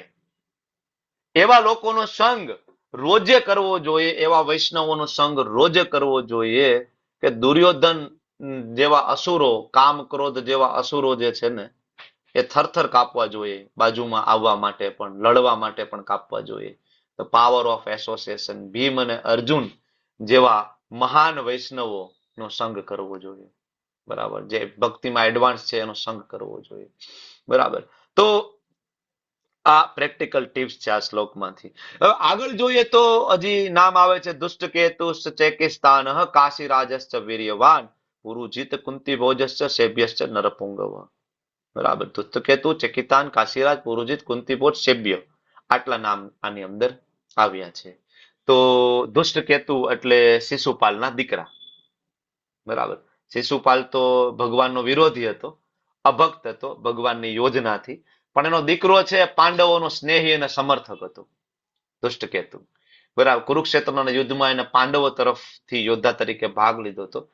ખૂબ ધાર્મિક હતો એકચ્યુઅલી દુષ્ટકેતુ. પરાક્રમી યોદ્ધા, ધાર્મિક અને ધીર હતો. કુરુક્ષેત્રની યુદ્ધભૂમિ ઉપર આખી એક અક્ષોણી સેના દુષ્ટકેતુના પક્ષમાં હતી. એ લઈને આવ્યો હતો એક અક્ષોણી સેના, અને એ સેના પોતાની એક અક્ષોણી સેના એ લઈને જોડાયો હતો. એવું નહીં પોતે એકલો જ આવી ગયો, એના રાજ્યમાંથી આજુબાજુમાંથી એકત્રિત કરીને એક અક્ષોણી સેના એ દુષ્ટકેતુ ભગવાનની સેવામાં લઈને આવ્યો હતો. ઘણા યોદ્ધાઓ સાથે સુરવીરતાથી એને યુદ્ધ કર્યું, બરાબર. અને મહત્વનો ભાગ ચોથા દિવસેનો રહ્યો હતો. કુરુક્ષેત્રની અંદર ચોથા દિવસે દુષ્ટકેતુએ સામે, બરાબર, ઘમાસાણ મચાવી દીધું હતું, બરાબર. અને દુર્યોધન અને બીજા કૌરવ ઉપર એકલા હાથે આ ભારી પડી ગયો હતો દુષ્ટકેતુ. 5મા દિવસે એકલો ભારી પડી ગયો હતો, અને એનો સંહાર કર્ણ દ્વારા થયો હતો. દુષ્ટકેતુ એ, બરાબર, કર્ણના ઘાતક હથિયાર દ્વારા એનું મૃત્યુ થયું હતું, બરાબર. ઓકે, તો આ દુષ્ટ કેતુ એટલે ભગવાનના વફાદાર મિત્ર હતા, એકચ્યુઅલી પાંડવોના વફાદાર મિત્ર હતા. જ્યારે માતા દ્રૌપદીનું અપમાન થયું ને ત્યારે ખૂબ દુઃખી થયો હતો દુષ્ટ કેતુ. બરાબર. અને એને કીધું હતું કે ભાઈ મારું જીવન પણ હું સમર્પિત કરી દઉં તમને, અને મારું રાજ્ય પણ તમને સમર્પિત કરી દઉં, પણ આવા અધમની લોકોનો તમે લોકો સહાર કરો. કોને કીધું તું? દુષ્ટ કેતુએ. આના ઉપરથી એ શીખવું પડે, પિતા ભલે ને રાક્ષસ હોય, બરાબર, પણ બાળકનો સંગ કેવો બહુ ઇમ્પોર્ટન્ટ છે ને. પાંડવોનો સંગ લીધો, તેથી આજે એનું આ નામ છે દુષ્ટ કેતુનું. શિશુપાલનું નામ નથી, એમના દીકરાનું નામ છે દુષ્ટ કેતુનું. એના પછી આવે ચેકિતાન.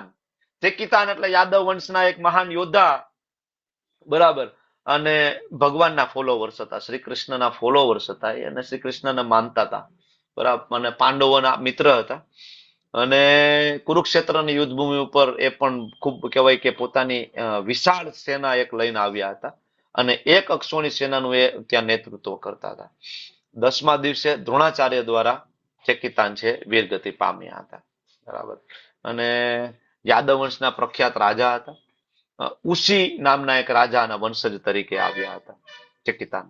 પછી આવે કાશીરાજ, જેને આપણે વાત કરી. કાશી એટલે આજનું, બરાબર, તમે બનારસ કહો, વારાણસી કહો, તો ત્યાંના રાજા અને એની 3 પુત્રી અંબા, અંબિકા, અંબાલિકા. અંબિકાના પુત્ર કોણ થયા? અંબિકાના પુત્ર કૌરવ. નહીં. કૌરવ આખું એમ નહીં, એક નામ આપો. ધૃતરાષ્ટ્ર. અંબિકાના પુત્ર ધૃતરાજ કે પાંડુ? ધૃતરાષ્ટ્ર. ધૃતરાષ્ટ્ર. તો પછી અંબાના પુત્ર કોણ? પાંડુ. અંબાના પુત્ર પાંડુ ક્યાંથી? અંબાએ લગ્ન નહોતા કર્યા ને, અંબાને ક્યાં લગ્ન થયા હતા? લગ્ન એના પુત્ર ન હોય. તો અંબાલિકાના પુત્રનું નામ શું?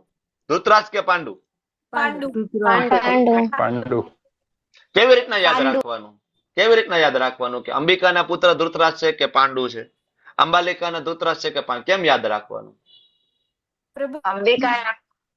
જે નાનું નામ હોય ને, હા, પ્રિન્સી માતાજી બોલો. જે મોટું નામ છે નાનું છે, એવી રીતના યાદ રાખવાનું. હા, લેવલ 2 માં મેં કહ્યું હતું કે મોટું નામ અંબાલિકા છે ને, તો એના પુત્રનું નામ નાનું છે પાંડુ.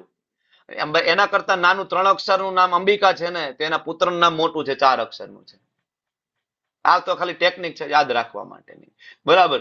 તો આવી રીતના પછી બરાબર એમના પુત્રી અંબિકા, અંબાલિકા અને અંબા. અંબાના તો લગ્ન નહોતા થયા, અને ભીષ્મ સાથેની શત્રુતા થઈ ગઈ, શિખંડી બનીને આવ્યા, અને પછી એને ઘમાસાણ યુદ્ધ કર્યું, અને બરાબર ભીષ્મ દેવના મૃત્યુનું કારણ બન્યું. એના પછી આવે પુરુજીત. પુરુજીત એટલે બરાબર પાંડવોના મામા, કુંતી પુત્રો ના, બરાબર, કુંતીના ભાઈ એટલે એ પુરુજીત. અને કંકેય દેશના એ રાજવી હતા. અને બીજા એક ભાઈ પણ છે, એકચ્યુઅલી આ કુંતી ભોજ અને શેબ્ય છે ને, એ 2 ભાઈઓ છે. લગભગ માદરીના ભાઈ છે, શેબ્ય છે એ, બરાબર. અને એ 2 ભાઈઓ હતા, મતલબ આ બધા પાંડવોના મામા હતા, અને મધ્યમ સ્તરના યોદ્ધા હતા. પણ એને જે કૌશલ દેખાડ્યું હતું યુદ્ધભૂમિમાં, એ અનબિલિવેબલ હતું, એટલે એનું નામ છે, બરાબર. અને પુરુજીતનો વધ કર્ણ દ્વારા થયો હતો. કુંતી ભોજ છે એ પણ યાદવ વંશના રાજા, અને એનો સંબંધ સુરસેન વંશ સાથે હંમેશા રહ્યો, બરાબર. અને એમને કુંતી ભોજે એક દીકરી ને દત્તક લીધી હતી. એનું નામ શું? કુંતી. પૃથા. બરાબર. હા, પાલક પિતા, બરાબર.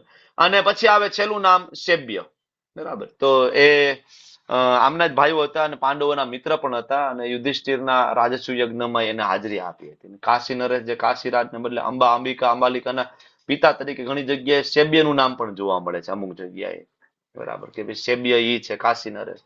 એટલે એ 2 અલગ અલગ શાસ્ત્રમાં અલગ અલગ રેફરન્સ તમને મળશે. અને યુધિષ્ઠિર મહારાજના સસરા તરીકે પણ આમનું નામ છે શેબ્ય, કારણ કે યુધિષ્ઠિર મહારાજની જે પત્ની દેવિકા એ આમના પુત્રી હતા શેબ્યના. ઓકે, તો આ શ્લોકમાંથી પ્રેક્ટિકલ આસ્પેક્ટ શું લઈ શકાય? આટલું કયો પછી આજનું આ સેશન અહીં પૂરું કરીએ. આ જે શ્લોક તમારી સામે છે, આમાંથી પ્રેક્ટિકલ શું લઈ શકાય? એનીબડી, કોઈ કહેશે? જોઈ માતાજી બોલો, પ્રેક્ટિકલ આસ્પેક્ટ. પ્રેક્ટિકલ એક્સપેક્ટ તો એ જ છે કે આપણે ભક્તોનો સંગ એ જાળવી પતી રાખવો ગયું. જોઈએ. Don't repeat. ચાલો વિશાલ પ્રભુ. પ્રભુ એ જ હતું. ઈ જ હતું. જીજ્ઞા માતાજી કઈ નવો મુદ્દો છે? ભલે તમારી પાસે ગમે તે કૌશલ હોય પણ યુદ્ધના મેદાનમાં તમારે તમારું પૂરા સામર્થ્ય દેખાડવું જોઈએ.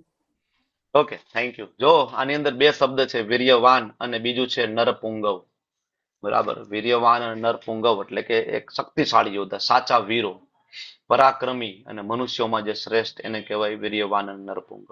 શ્રીલ પ્રભુપાદજી ઘણી વાર કે બરાબર કે કૃષ્ણના ભક્તો છે ક્યારે નબળા હોતા નથી. કૃષ્ણનો ભક્ત નબળો ના હોય, નરપુંગવ હોવો જોઈએ. કેવો હોવો જોઈએ?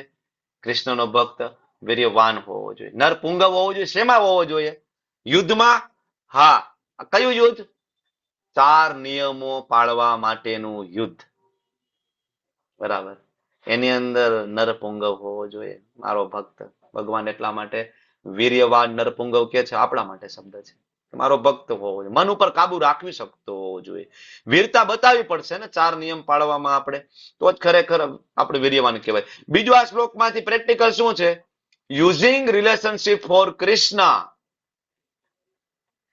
પાંડવો એમના મામાઓને એક સાથે લઈ આવ્યા છે. કોની સેવા માટે? કૃષ્ણની સેવા માટે. તો આપણે પણ આપણા કુટુંબીજનો, આપણા મિત્રો એને કેવી રીતના કૃષ્ણ ભક્તિમાં લાવી શકાય એના માટે દરેક યોજનાઓ કરવી જોઈએ. લેવલ 1 ની લિંક આપીએ, લેવલ 2 ની લિંક આપવી જોઈએ.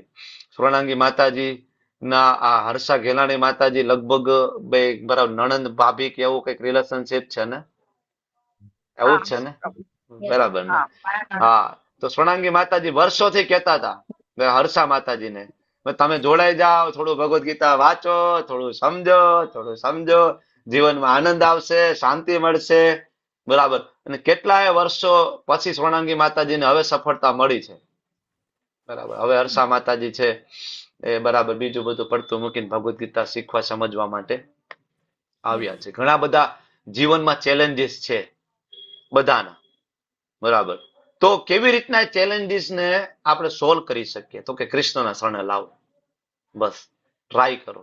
બરાબર, અને બાકી તમે જે કીધું એ મુદ્દો તો આની અંદર પણ છે જ સેમ, કે વૈષ્ણવ સંગઠન અને સહકાર. બીજું એક પ્રેક્ટિકલ આની અંદર શું છે ખબર છે કે આ શ્લોકની અંદર અને આગળના શ્લોકની અંદર ને પાછળના શ્લોકની અંદર જેટલા પણ રાજાઓ છે ને એ બધા અલગ અલગ જગ્યાએથી આવ્યા છે. જુદા જુદા રાજ્યોના રાજા છે, છતાં એ બધા ધર્મના પક્ષે લડવા માટે બધા એકઠા થઈ ગયા છે. એટલે મારા ગુરુ મહારાજ જેજોલીને જયપ્રતાપ સ્વામીજી મહારાજ કહે છે કે ઇસ્કોનની અંદર ભલે બરાબર અલગ અલગ ડિવોટી હોય, એ રશિયન હોય, ઓસ્ટ્રેલિયન હોય, કેનેડિયન હોય, યુરોપિયન હોય, હિન્દુ હોય, મુસ્લિમ હોય, શીખ હોય, ઈસાઈ હોય, પણ શ્રીલ પ્રભુપાદજીની હંમેશા એવી ઈચ્છા રહી કે ઇસ્કોનના દરેક ભક્તો છે ને સાથે મળી અને ભગવાન કૃષ્ણની સેવા કરે. અને એ જ તમે જોશો ને હિઝ ગોપાલ કૃષ્ણ ગોસ્વામી મહારાજ એમની ટીચિંગ્સમાં છેલ્લે આપીને ગયા કે ઇસ્કોનના ભક્તો વચ્ચે ખૂબ પ્રેમ હોવો જોઈએ. શ્રીલ પ્રભુપાદજી કહેતા હતા તમે લોકો મને પ્રેમ કરો છો, બરાબર, એનું પ્રમાણ આ હોવું જોઈએ કે ઇસ્કોનના ભક્તો વચ્ચે ખૂબ પ્રેમ હોવો જોઈએ. સગા ભાઈ બહેન માં પ્રેમ ના હોય ને એટલા ગુરુ બેન ને ગુરુ ભાઈ પ્રત્યે આપણને પ્રેમ હોવો જોઈએ. કેવી રીતના એની નાની નાની ભૂલમાંથી આપણે બહાર કાઢી શકીએ ને એનો આપણે હંમેશા પ્રયત્ન હોવો જોઈએ. કોઓપરેશન ઇન સર્વિસ, નોટ કરવું હોય તો કરો. આની અંદરથી પ્રેક્ટિકલ એ મુદ્દો છે આખો કે કોઓપરેશન, બરાબર, ભગવાનની સેવામાં કેવી રીતના આપણે કોઓપરેટ કરીને રહેવાનું. આપણે બધા અલગ અલગ પૃષ્ઠભૂમિમાં છીએ ને, તમે કોઈક જગ્યાએથી છો, હું કોઈક જગ્યાએથી છું, હું કોઈક કાસ્ટનો છું, તમે કોઈક કાસ્ટના હશો, બરાબર, કોઈક ધર્મ પેલા ફોલો કરતા હશું, પણ બધા અલગ અલગ પૃષ્ઠભૂમિમાં હોવા છતાં કેવી રીતના કૃષ્ણની સેવા કરી શકીએ, કેવી રીતના શ્રીલ પ્રભુપાદજીની ઈચ્છા પૂરી કરી શકીએ, આપણો હંમેશા આ સેન્ટર મુદ્દો હોવો જોઈએ. અને આના માટે હંમેશા આપણે આપણા ગુરુ ભાઈ બહેનને કેવી રીતના આપણે હેલ્પ કરી શકીએ. This is the practical tips. વાંછાકલ્પતરુભ્યશ્ચ કૃપા સિંધુભ્યો પતિતાનાં પાવનેભ્યો વૈષ્ણવેભ્યો નમો નમઃ. અનંત કોટિ વૈષ્ણવ કી જય. શ્રી પ્રભુપાદ કી જય. હરે કૃષ્ણ કૃષ્ણ કૃષ્ણ હરે હરે, હરે રામ રામ રામ હરે હરે. હરે કૃષ્ણ. થેન્ક